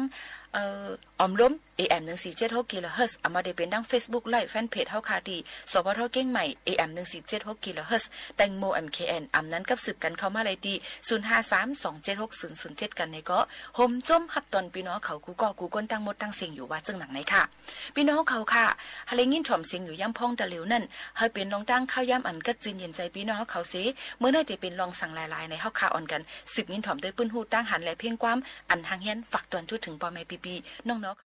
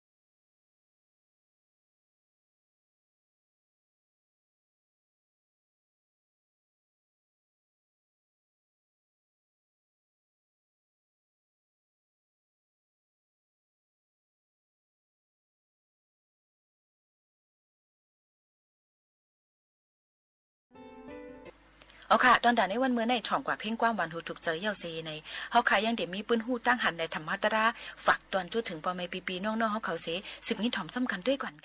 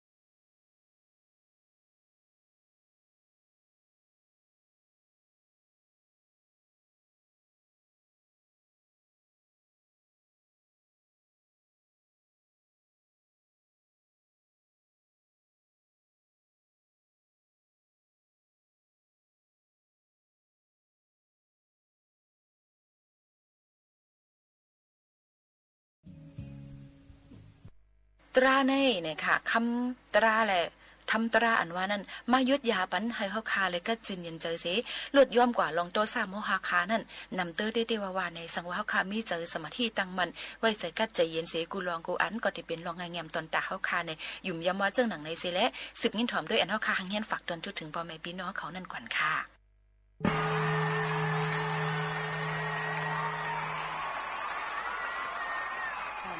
ตัสสะภะคะวะโตอะระหะโตสัมมาสัมพุทธัสสะนะโมตัสสะภะคะวะโต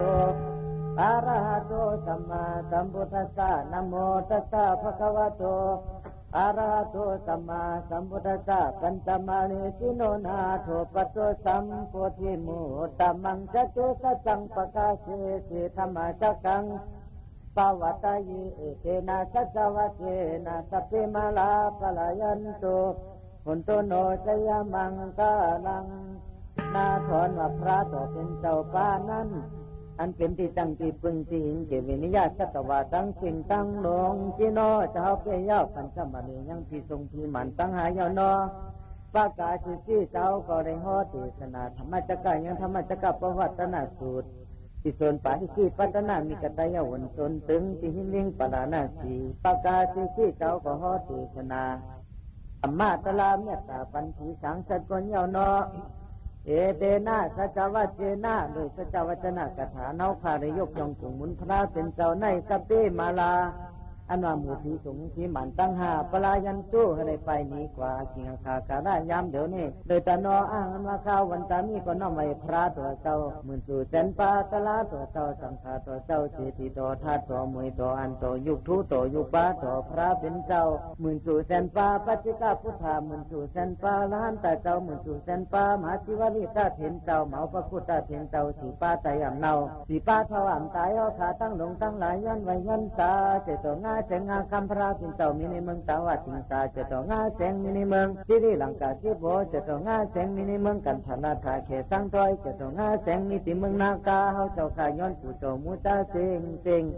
คือพ่อแม่จัดการสิ่งเตือนวิ่งคำเมืองนายทั้งสิ่งพี่น้องเมืองไปปัดเพื่อนทั้งสิ่งนอติเต็งขี่มานี่ปานาช่ำสาติกัดเห็นกูก็กูคนกูขุนกูนั่งกูเจ้ากูป้าสิกำเลยตานอนนี่ปานาพิจิโยตุตาเมื่อตันวันดียามดีขึ้นดียามถัดยามเนี้ยอันเป็นมังกลาเมื่อในขึ้นในเขาเจ้าสินทำมันจุ่มซ้ำเลยจับหอดแถวมาถึงตึงวิ่งคำเมืองนายแพงเป็นอันหุ่มจมขี่ก็จมคนก็จมอ่อนกันไตเต้นผู้จอหลูต้านไตเต้นเหงไตกันเพียผู้จอพระเป็นเจ้าย่อช่ำอ่ำก้าวันกันไตหลูต้านจุงชาวาหลูต้านนี่ก็ทูชันมาเตะอันนี้ก็พร้อมเลยหลูในต้านหึงยาวจะมือกับปันเจ้าผ้าเจ้าปู่เจ้าหมอนเมือนตั้งเป็นหลูต้านไว้ปีในเป็นปีศาสนาคำพระเป็นเจ้าเสียงกับเย้าสองเฮงหาปากไปสิที่พาว่าพอมาในอุตุเหมันตาขีกัดปีไตเฮานี่ก็เลยสองเฮงไปก็ที่หกตกมาในบุกมือฮือเฮาเจ้าสินเท่ามันจุ่มต่างซ้อมต่อยที่จ้องกับมาทานนี่ก็เฮาติคืนสืบเขาตั้งเมืองพงในก็ง่ายๆตีฮอดนั่นก็สิเมื่อแม่ตาตลาตีกุนเฮงเหกันที่เหเย้าซ้ำได้สืบเขาตั้งกว่าเพียวไม่โตโหลึงในติขึ้นผังน้ำคงกว่านั่นเมื่อไว้เมื่อปุถุพอเฮาเดี๋ยวชับต้องชับคำกับติดบันทีถัดมือตกลึงติดพระเป็นเจ้าเขาจัดมันเจ้าเป็นลิงนั่นเป็นลิงเผือกนั้นนี่ก็นี่พงนั่นยกไปสำนึกสุขตังเมืองพงเขานี่ก็ง่ายๆแต่ขี้เล็กนี่ก็แต่นั้นจำหนังอาชีพขาดกระราพยามันมีเสน่ห์ในคาตาเปโตพระเป็นเจ้าอุยานาสังวราสินทำบุญจุ่มธรรมาราชาย้อนไว้ย้อนสาพระเมตตาเมตสังขาเมตย้อนไว้ย้อนสาเจ้าสาพหลวงผู้เจ้าผู้ป้าหูเป่าศาสนาผู้ไม้ดงจึงใจเฮาผู้เจ้าผู้ป้าพร้อมกันเลยเจ้าสาพหลวงอันใดมากรรมะแถมปรมีนี่ก็มีเจ้าปอติวิ่งเฮาเจ้าสาพกั้งบ่เมืองสีป้อเฮาพระหมู่สู่ก็มากรรมแถมปรมีแล้วก็เจ้าปออย่านอเขาเจ้าปอโคตรไทยเขาผู้เจ้าผู้ป้าเจ้าปีเจ้าน้องเมืองในก็มีเมืองลังเคอก็มีกุวันกุเมืองมากรรมะแถมปรมีในจำห้องไปมาหนึ่งอาณาแท้ๆนี่ก็อังคืนดึกมาลอยๆน้ำเหมยน้ำในสีย่อยสีหัวยาวนี่ก็เขาติปันตะลาดักสองปัดตอนที่หนึ่งขัดจะไปเดี๋ยวมาปันอวัตคาถาย้อนนักฟังภาษาก็เขาผู้เจ้าผู้ป้าเขาคานี่ก็ขัดจะเป็นนี่ก็ตั้งหุ่มป้อมีปิ่นยามป้อนน้ำจอมหนังในหูในหันในแก้งในกำตะลาไว้เช่นนั้นนี่ก็ตีเจ็บเนปริศนาพ่อเนี่ยปันหลักสองปัดตอนที่หนึ่งเนี่ยปันชาสีวุฒิจัตกะ 2-3 ต้อยลงตาหน้ากาถาศีลากาถาภาวนากาถาลองจังตั้งกำตาลาลองอ่อนกันออกมุ่นปวดหลอดคอกสังขาราคือขี้เหนียวลองเสือลองเทาลองเจ็บลองตายที่สัมสลาลงในเนี่ยป้อมเตกูโนสกันในมันได้ศาสนาในมันตีปล่อยรับจับหายกว่าเย้าเดี๋ยวนี้เหมือนจึงแกงในมันจังเกิดแต่ลอยๆเหมือนจึงแกงเขนั่นน่ะเขาหลุดแทงเกลือมันติ๊กๆเพราะแทงเกลือมันก็เจ็มมาเจ้านั้นเขาเดี๋ยวตลาดจับตลาดเย็นอันหวานอันเจ็มอันหอมในมาเมียตาปันอันที่หอมที่หวานที่เจ็มเดือดตลาดก็มีสังแทงอันที่จ้าเดือดตลาดก็มีสังแทงอันที่กัดที่เย็นเดือดตลาดก็มีสังแทงเจ้านั้นขาดเพื่อที่เอาธรรมะตลาดสัตว์วัตถุจัตกรรมมาเมียตาปันเจ้านั้นย้อนเอาตลาดกัดตลาดเย็นถัดกัดถัดเย็น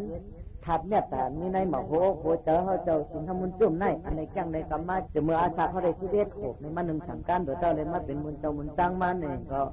ในอยู่16 วายาวเป็นมุนเจ้ามุนจังในก็ตั้งเสียงในก็เมียนชาวหาโชคปีเข้ามาในก็เป็นปีก้นเงินก้นคำตีหัดมายาวฉะนั้นขาดเพื่อดอกเดี๋ยวตาลาเมตตาปันปเมตตาทั้งเขาเอาถัดกัดถัดเย็นถัดเมตตามีในอกในเจอในเมตตาปันกูก็กูคนกูขุนกูนั่งคนเท่าคนเกศเป็นหนุ่มเท่าเจ้าคาทำปันเชื่อเช่นเล็กหายใจยิงบอกในยอเขากูก็กูคนเป็นต่อไปหูเงินหูคำหูเกี่ยวหูแสงหูกลางกวางหูสินหูทำตุ้งถ่อมเอาเสกามอย่าไปถ่อมกินถ่อมแปดเพราะถ่อมกินถ่อมแปดถ่อมเข้าหูไส้ออกหูปลาเนี่ยมันส่งตะลามันตะลาเขาก็จะหุ่นซุ่มในมันเพราะหูน้ำมันก็เสียงง่อมป้อหวานเหมือนเช่นจะพิสุขคำเฮานะแค่รอหมอเก็บถ่อมสมไว้ในอกในเจอกูก็กูคนเสียกรรมพวกคนใครช่วยดีๆในเต้เฮาหาศาสนาในมีกู้สูนนำเต้เอาได้เกิดมุมายาศาสนาคำราเป็นเจ้าในสังเจว่าเฮามีกู้สูปรมีหน้าบุญได้เพ่มาได้สั่งมาได้หอมมาได้เกิดสั่งหางฟองลองกันตาหน้าแม่สีหน้าแม่ภาวนาแม่ปุ่งญาติวิทยาตลาสิปา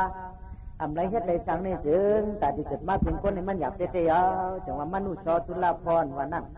เกิดมาเป็นคนกว่าอยากเป็นคนเที่ยวจะเป็นคนอาสานียิ่งอาสานีใจอาสานีคนเจ็ดคนหมันก็มันง่ายๆกระจุติเกิดมาเป็นคนกว่าอยากเกิดมาเป็นคนเที่ยวตามบวชดินหักมือจังเป็นคนอากาย่อยเป็นคนเจ็ดคนหมันยาปอดีเมดีเดี๋ยวจำเป็นมาพบมายาศาสนาพระเป็นเจ้าก็อยากเตะเอาบางพวกบางขาแล้วเขาจำมีบุญมีบารมีก็เกิดเป็นเจอเป็นคนหวยคนร้อยมุกโซ่ต่ำง่ายอยู่เนอะหนูหวยหนูร้อยเสียในก่อนห้ามเป็นหลายยาวในหบในญาติศาสนาคำราเป็นเจ้าอันสั่งสอนเขาจะแน่ในหบในญาติห้ามเป็นหลาย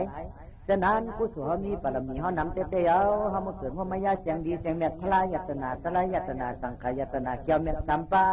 จะในดีหุ่มจมเสล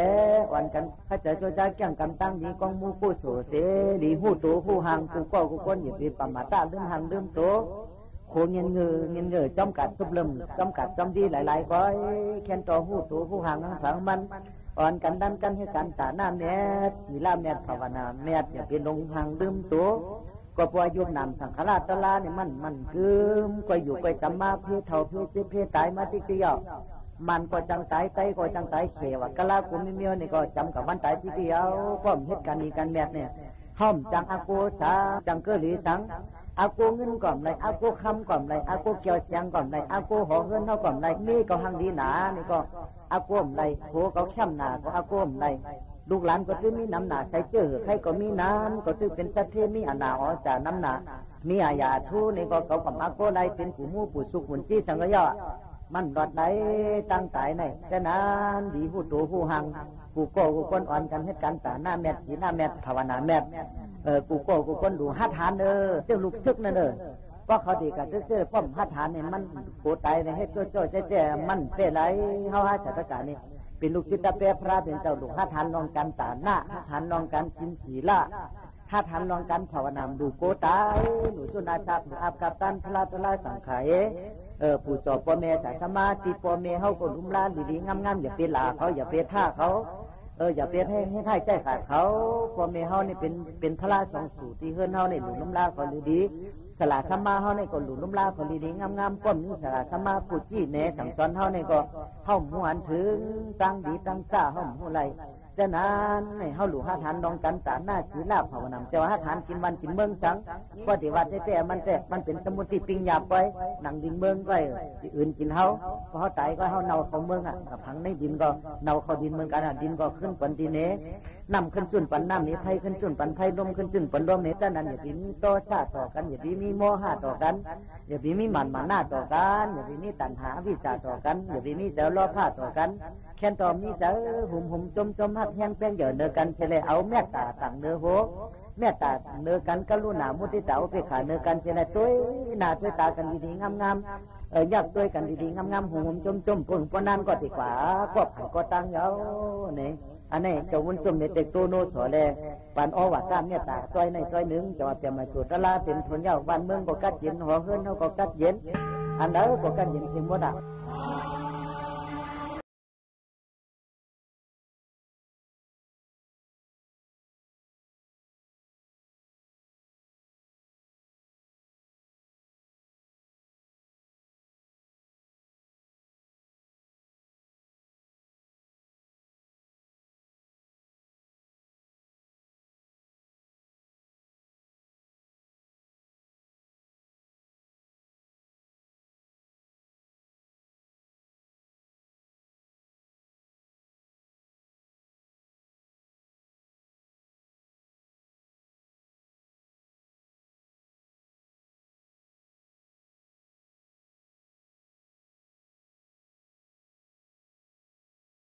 ของไทยตำบลตังเสก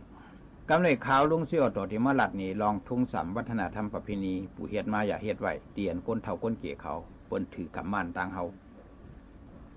เปิ้นว่าเปลี่ยนก้นเนี่ยอำดีไว้มีสามเปิงว่าไผเพนี่สามย้อนนั้น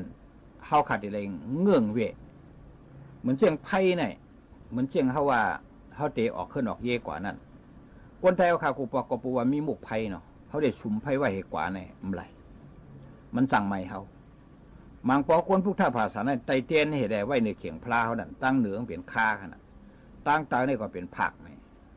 อันนี้ก็ดูได้สติอย่าไปไหวว่าไผ่นี่ขนาดไผ่ในเหลือให้ไม่มันสั่งกว่าตั้งไรครับเพราะไม่เฮิรนในเปิ่นตั้งไทยเปิ่นห้องว่าสวนปวนร้อยข้างไม่เท่าไผ่ล่างข้างเดียวอะสวนนี่มันมาส่วนเขาปักบอกนี่นะไปตันไผ่ไม้ปอกหนึ่งก็เปิดสวนในมันมาสวนเขาปักปอกในเสาเฮิรนมันถอดกว่าเขาแล้วนะผักเฮิรนใช่ไหมไม่เกี่ยนยันนาใช่ไหมมันเหมากว่าเดี๋ยวไผ่เนี่ยปอกเดียวไว้มันเพียวมัดเลยนะอันนี้เปิ่นว่าให้ได้สติว่าลองไผ่เนี่ยสาวามีคนเฒ่าคนเจ็บปอเมียเอามาพึ่งเอามาพักยุ่มดีกินวันนอนเฉยในเฮิรนมันในถึงปอห่มอยู่นะปอไผ่ไม้เนี่ยก่อยมดฮะปล่อยปลาเงินคำอุกษาเปียเจหีมาเป็น10 ปี20ปีนี่กว่ามดฮะอันนี้ก็เปิดให้สติว่าเพเนี่ยกำไรเพเนี่ยหมายถึงว่าภัยอันตรายเหมือนเช่นว่าลาดความกว่าก็เลยสั่งอำถูกถูกใจก็เลยสั่งห้ำถูกถูกใจเปิ้นก็เลยสั่งซึ่งเนี่ยดูได้วางปล่อยเพราะห้ำวางปล่อยนั่นมือโตซ่าเขาออกไปน่ะพวกเมื่อตันมาแล้วเขาตันแต่เสียแน่พวกเราเหี่ยมกันพวกกันแน่ก็มีกันนั้นกันอะไรมาแล้วเมื่อว่าเขาก็ว่าเมื่อวันไหนสิงเขาอยู่หูโตข่มหูห่างเขาหรอพวกคนนั้นเสมือนเฮาน่ะมันหลักมาคนนั้นเนี่ยแสดงว่ามันถึงมาเฮ็ดเมื่อเฮาจะลำนั่นหรอวายมา10 ปี20 ปีมันมาอยู่ไกลๆเอากองเล็ดปันเฮาเมื่อกลางทำงานขึ้นแต้งมันเฮาป้อปันเฮาเหี่ยมมันเฮาเนี่ยสิงอันนี้มันอันตรายย้อนนั้นเลยเขาเป็นกวนมีขอบโคอยู่ในเขาอยู่ก็เรียมเลยฮะเหลือยาเสยาหันตาเขากูปอกนะยาเสยาหันตาในเขาอยู่ในทำในหูเขาอยู่ก็เรียวไรเด็ดกวนเขาเรียวในอยู่ไรเขาหลวมมีลูกมีผัวมีสังคมอยู่ซ้อมในวันนั้นอยู่ซ้อมกันนั่นแหละเหมือนเช่นว่าเขาขาอยู่วันไกลเฮิรนเคียงกันถูก1 อิดพิษ1 อีนั่นเขาขาดได้ปวดร้องคว้างปล่อยปันเหมือนเช่นว่าลูกเขาใกล้เอาควางอาทิมได้โซนเขานั้นก็ลูกเขาไม่เฮ็ดหวยให้รักนาเฮือนเขานั้นไก่เขากับลักกินของเขาหมาเขานั่นมาคบแมวเขาซากกว่าตังเสียงลูกเขามาหลาลูกเขาหลาลูกเขาอีหังก็ดีพวกมันเปลี่ยนในมาพวกในสิ่งเขาจะได้เกะไขให้มันถูกต้องเพราะไว้ปฏิฆาตพวกในสิ่งเฮือนนั่นในเฮือนเขาซ้ำกันมีเฮือนหัวไหนมันใจเฮือนขาดเขา10 ปี20 ปีตัวซากในเขาอยู่กันนั่นพวกเขาได้ห้ามลัดต่อกันพวกในสิ่งกว่าสักอย่างตามมาแข่งสักอย่างนานเนี่ยมันอยู่อยากแก่ๆตัวสาวไปน่ะก็หลุดว่านกินเขาเจ้าอยู่ไอ้เรื่องว่าหลุดว่านกินเขานั่นจอมมีตู่เขาไว้เหรอ ปอเฮาเมเฮาน่ะลูกเขาล้างเฮาซินั่นน่ะคำหูลองซินั่นพวกเพิ่นใครเฮ็ดให้เพิ่นมาเฮ็ดตีลูกเขาซินั่นเมเฮาซินั่นผูเฮาซินั่นหลานเฮาซินั่นดินเฮาซินั่นของอุกษาเปียเจเฮาซินั่นหมายถึงเป็นเพศหลายๆค่ะซินั่นพวกหยุ่มซ้ำด้วยค่ะโกนก็ได้ตั้งกว่าแก็บเอาตั้งต่อสาวโมหะพวกเส้นซาหลีนะให้มันหลีนั่นเปิ้นเฮ็ดด้วยค่ะสุนโตหรือว่าสุนลมเพราะสุนโตนี่เฮาเยือนกันเอาไรขนาดเพราะสุนลมนี่มันไรสุนลมเนี่ยเชื่อศาสนาที่ไล่ไปกรรมของนั้นปวงมาคิดได้สิสมเฮาหลุดได้ปกป้องอันนี้มันเป็นทางสุนลมนี่มันช่วยตาเฮาก็เร็วขนาดนะเพราะสุนโตนี่มังเมียวนั่นตานอาภัยหรือว่าปล่อยว่างปันกันก็ให้ปล่อยว่างได้เสียกรรมเพมันเต็มนำค่ะซ้ำด้วยค่ะเหมือนเช่นเขาว่ามีคำมีพักมีของกินเขาอยู่เฮิรนซ้ำกันนั่นเอาไก่ปั่นมันฮะเพราะไก่ปั่นเขาหามาปั่นเฮาก่อนนะเพราะว่าใหญ่ใส่สูตรห้องเขาว่าใหญ่ใส่สูตรห้องเขากูอยู่เฮี้ยมกินจำกันได้ป้อมหมอเฮ็ดในอาขามตันนาเมื่อไงเมสางเขาป้อสางเขาเพิ่งสู่ใจด้วยลูกด้วยหลานอินด้วยเห็นด้วยพื้นด้วยพระอินหน้ามันเอาแต่มาด้วยปั่นเฮานั้นกรรมเนี่ยพวกเขาสร้างกันน่ะดีใส่เพิ่นมาส่วนเฮาดีใส่เพิ่นมาแหมเฮาดีใส่ของเฮาหายก็ห้อมละต่อกันแล้วเขาพิษกันแล้วอันนี้แปลว่าเพหรือว่าไพทางตั้งไทยเขาหังไพตั้งห้องว่าเพมันใช่ชินโฮเพเลยนะเพเนี่ยเพอันเดเลนั่นอันเดเลอันตรายนั่นนะอันไหนอัมดีไหวคนเท่ากูบอกว่านี่กำเนิดครับจองว่าเพไพนี่ไหนโกนกำพังได้เหมือนโกนี่พวกเปิ่นปั่นเอาทิกเต็กว่าเปลี่ยนโกนเมาเหล้าหรือเมายาหรือกล้าขายหรืออำนั้นตัวไพ่ซุ่มเลยใช่ไหมตัวเปิ่นไปปั่นนั้นมันพวกหาย้อนหยิบเปิ่นพวกเปิ่นปั่นจะลำแทงแสดงว่าถุงนี้มันถือย่าจะโลแทงเอ็นมันต้องมาย้อนเขาขึ้นพอย้อนเขาขึ้นแหลมไรเขาก็ดีไอเปิ่นเปิงหนึ่งสองมันจะพิษกันแทงเปิงหนึ่งย้อนนั่นแหละเขาเป็นโกนนั่นให้พออยู่พอกินเขาถูกไรมีมันเตมีเขาถูกไรผ่านมันเตผ่านเมื่อผ่านนั่นก็ไว้ใจเสียนาดีๆว่าเขาเตเฮ็ดตอนตาลูกเขาเมเขาป้อเขาตัวเขาอย่าไปกลุ่มไม้แข่นกันล่องผลล่องเมโกนเขาขนาดอนาคตนั่นสู้ตัวใกล้มาแขนผูกแขนเมย์สิมันนี่เป็นเพศอะไรครับสิแขนผูกแขนเมย์เนี่ยมันจะได้ว่าแขนละลายมันไหนแขนใส่ก็นั่นแขนใส่ก็ในน่ะผู้หญิงหมังก็ในแขนโพเดียตัวน่ะผู้หญิงอินก็ถึงไรคนชายหมังก็ปนมาลัดตัวเมย์อินก็ไรไอ้จองปนมาลัดอีหยังมันเนี่ยหูมันพวกแขนอ่ะกาบานฝันเมืองเหลือเองแขนน่ะมีโทรศัพท์มือถือพอโทรศัพท์มาเสียงแต้งเป็นไรมาเรียกเป็นเผามันเรียนจู่กันมันเห็นนั้นเห็นไหนค่ะพอเป็นไหนมาเพื่อนไหนสิ่งโผก็หยุ่มไหลเมฆก็หยุ่มไหลหรือให้แปดกันป้อกันแหมกันอุกษาเปียเสียห่มป้องกันมา3 ปี10 ปีนี่แหละมันก็ต้องได้เสียกันป้อมเสียกันเราต้องได้พิษกันว่ากันน่ะย้อนในเปิ้นสองว่าเพไพนีนั่นอย่าไปเฮ็ดว่ามีหัวแขนผูกแขนเมนั่นดีดีพวกเขาแขนพอหักผูเขาหักเมเอาซะหน่อย1เขาเป็นคนซ้ายเขาลูกกว่าหาเงินหาคำหาอุกษาเปียเสียมาปั่นเมเขาอะไร1อะไรป่วยเหมือนเปิ้นแหละนะวางแผนขอบโคเลยซื้อเฮิรนซื้อโดซื้อกาได้พวกจะพวกมาแข่งกันเนี่ยมีรองหังหล่อตามือเงินมีไตมือเนิมกว่ากินเหล้าเมายาเล่นร่องเอาการพวกเฮ็ดวันอยู่3 วันทำกลุ่มมาแข่งกันลูกทอดออกมันเจอการคนดีนะเส้นนี้นะก้นกูปอกให้ปนว่าอย่าไปเฮ็ดว่ะเส้นนี้นะพอหักลูกหักเมเนี่ยเขาดูเฮ็ดกันนะเขาเลยแข่งซ้อมเวลาแข่งซ้อมวันแข่งคนอื่นที่เขาแข่งเขาเข้พวกนั้นก็อย่าไปอุบเขาดูเฮ็ดเตะปนว่าซึ่งไหนย่นแล้วจังว่าเพไพนีนั่นมาเมียวนั่นดูไรไหวอยู่มาเมียวนั่นอย่าไปไรไหวปนว่าซึ่งนั้นเนาะ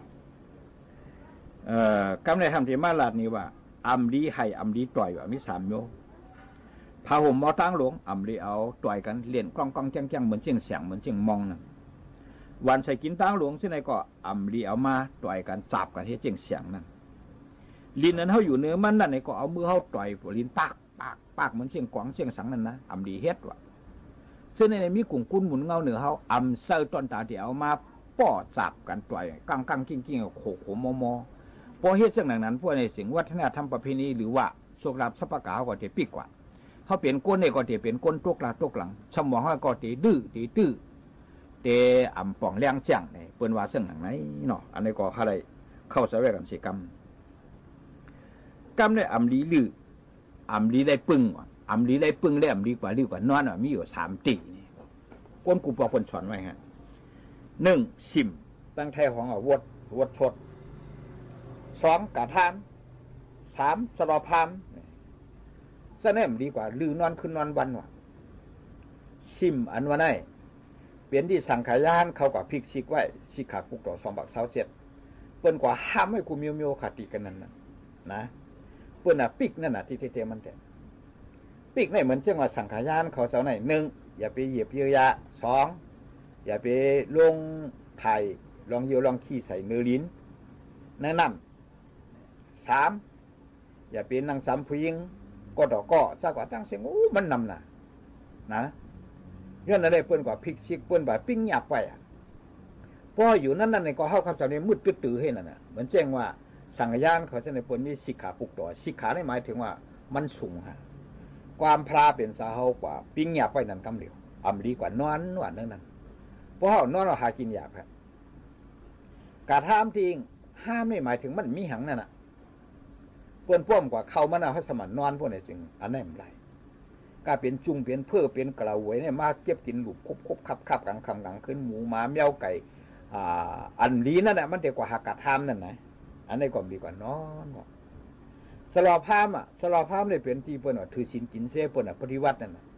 เปิ้นประเทศทางไอ้เมียวตีกันนั่นศีลเพราะว่าสลอบนี่หมายถึงว่าเป็นก้นตีกว่าถือกว่าจ้างกรรมนั่นน่ะถ้าซ้ำกว่านอนเมื่อไหร่จึงเฮาก็เตอยู่ไล่กินไล่เตขี้มาหามขึ้นโจกรับสัพพกาได้ก็เต็มมีไหนซึ่งเนี่ยเขาดูเลยหัวเสียกันเนาะย้อนในปอมเมียพี่น้องพร้อมเสียงไทยและพี่น้องไทยตามมุตังเสียงผู้ได้ยินเสียงข่าวลงเสียออกต่อในก่อให้แม่นย้ำพอมีมึงละก็จีเรียนจากกุคุณกุนังตามมุตังเสียงเสียกำขามเมื่อสงครับ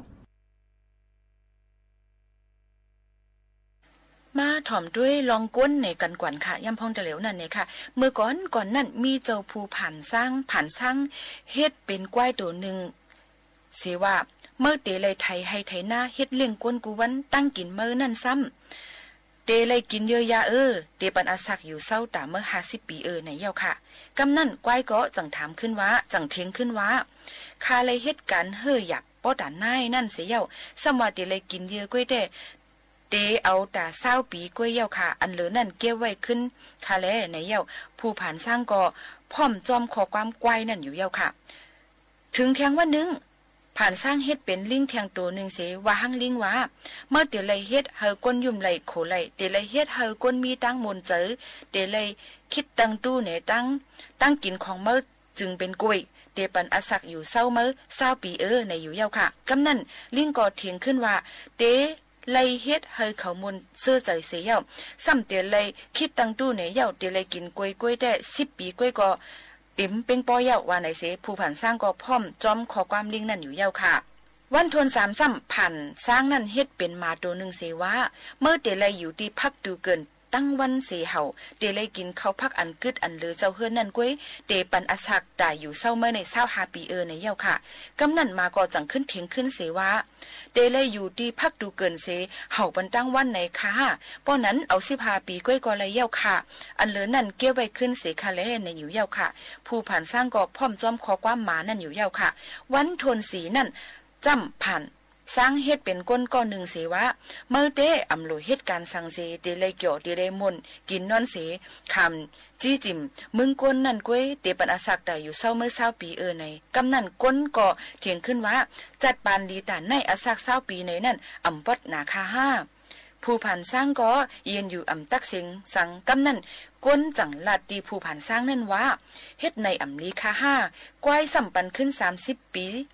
ลิง30 ปีมา30 ปีเจอนั่นปันคามดคาแลป้อจึงนั่นในจืมคาก็อยู่เลย70 ปีเย้าในอยู่เย้าผู้ผ่านสร้างนั่นก็พร้อมจอมขอความกวนนั่นอยู่เย้าค่ะย้อนนั้นกบสั่งแลเมื่อเตอาซากเฮาค่ะ20 ปีนั่นเลยอยู่เกี่ยวกินมนเสในข้าวยาม30 ปีนั่นซ้ำเหตุการณ์เล่งนาเฮิรนหนังโวหนังควายแทง10 ปีซ้ำลือเฮ่อเสหยอกลูกหยองล้านหนังลิงนั่นเสเย้าแทง10 ปีซ้ำอยู่เฮิรนเสไปเฮิรนไหนนั่นขอตอบนั่นมีในขอถามนั่นตั้งหมดตั้งเสียงอยู่เย้าค่ะในก็เป็นลองเอาปุ่มก้นในเอามาฝากตอนจู้ถึงป่อแม่ปีน้องๆเขาให้เล็งยินถ่อมจ้อมกันว่าจึง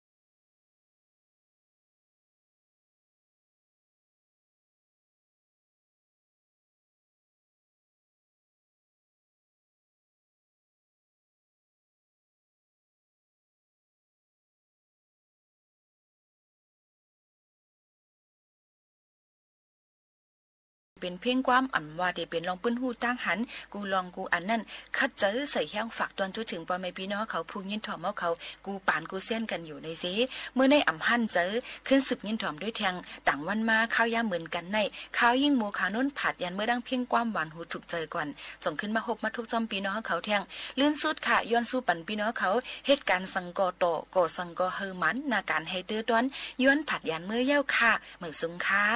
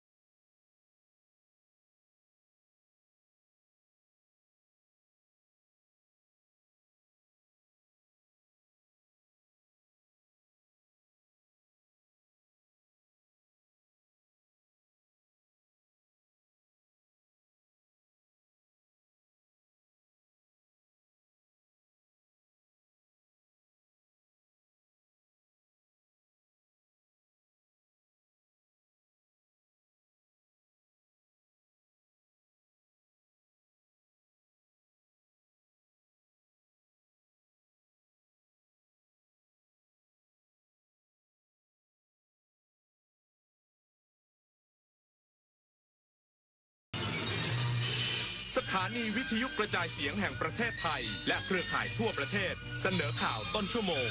รู้เร็วรู้จริงเกาะติดทุกสถานการณ์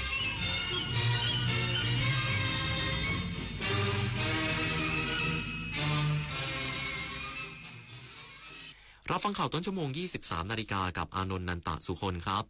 กระทรวงศึกษาธิการชู 5 คุณลักษณ์พัฒนาเยาวชนไทยด้านคุณธรรมควบคู่วิชาการอีกสักครู่ก็มาติดตามรายละเอียดครับชาติศาสนาพระมหากษัตริย์คือรากฐานของความเป็นไทยร่วมกันสืบสานปกป้องและภาคภูมิใจในสถาบันหลักของชาติเพราะความมั่นคงของแผ่นดินเริ่มต้นจากหัวใจของเราทุกคนรักชาติรักษาศาสนาเทิดทูนสถาบันพระมหากษัตริย์รวมพลังความรักสร้างชาติให้ยั่งยืนอาชญากรรมออนไลน์ความท้าทายและโจทย์ใหญ่ของประชาคมอาเซียนที่ต้องผนึกกำลังกันรับมือภัยไซเบอร์ในภูมิภาคผ่านกรอบความร่วมมือสู่โรดแมพ 4P Preventing ป้องกันการแทรกซึมขององค์กรอาชญากรรม Pursuing นำคนผิดเข้าสู่กระบวนการยุติธรรม Protecting ปกป้องเหยื่อและกลุ่มเปราะบาง Promoting เสริมพลังความร่วมมือทุกระดับร่วมสร้างภูมิภาคที่ปลอดภัยไร้พรมแดนและเข้มแข็งไปด้วยกัน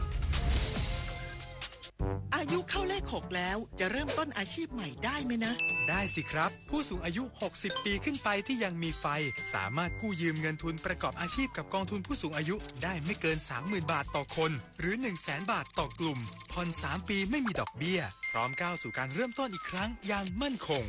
ดีจังเลยแบบนี้จะได้เปิดร้านเล็กๆอย่างที่ฝันไว้สักทีเงินทุนปลอดดอกเบี้ยกับกองทุนผู้สูงอายุสอบถามเพิ่มเติมได้ที่กรมกิจการผู้สูงอายุ1300คนชอบตื่นเช้าฟังข่าวตอนเช้าให้ทุกเช้ามีสาระตีของร้องข่าวสื่อสารตรง งถึงชาวบ้านในทุกพื้นที่ผ่านหอกระจายข่าวทั่วไทยจากการจับมือกันแน่นของกรมประชาสัมพันธ์และกระทรวงมหาดไทยออกอากาศทุกวันเวลา 6:30 น.ถึง 6:45 น.ในรายการข่าวยามเช้า FM 92.5 เมกะเฮิรตซ์ทางสถานีวิทยุกระจายเสียงแห่งประเทศไทยและเครือข่ายทั่วประเทศกระทรวงศึกษาธิการชู 5 คุณลักษณะอันพึงประสงค์มุ่งพัฒนายาวชนไทยเท่าทันโลกควบคู่การพัฒนาคุณธรรมไปกับวิชาการพลตำรวจเอกเพิ่มพูนชิดชอบรัฐมนตรีว่าการกระทรวงศึกษาธิการเปิดเผยว่ากระทรวงศึกษาธิการได้ดำเนินโครงการอบรมเชิงปฏิบัติการการส่งเสริมคุณลักษณะอันพึงประสงค์5ประการของสถานศึกษาในจังหวัดนนทบุรีซึ่งคุณลักษณะอันพึงประสงค์5ประการได้แก่ความเข้มแข็งรวดเร็วจริงจังมีวินัยและมีคุณธรรมถือเป็นราก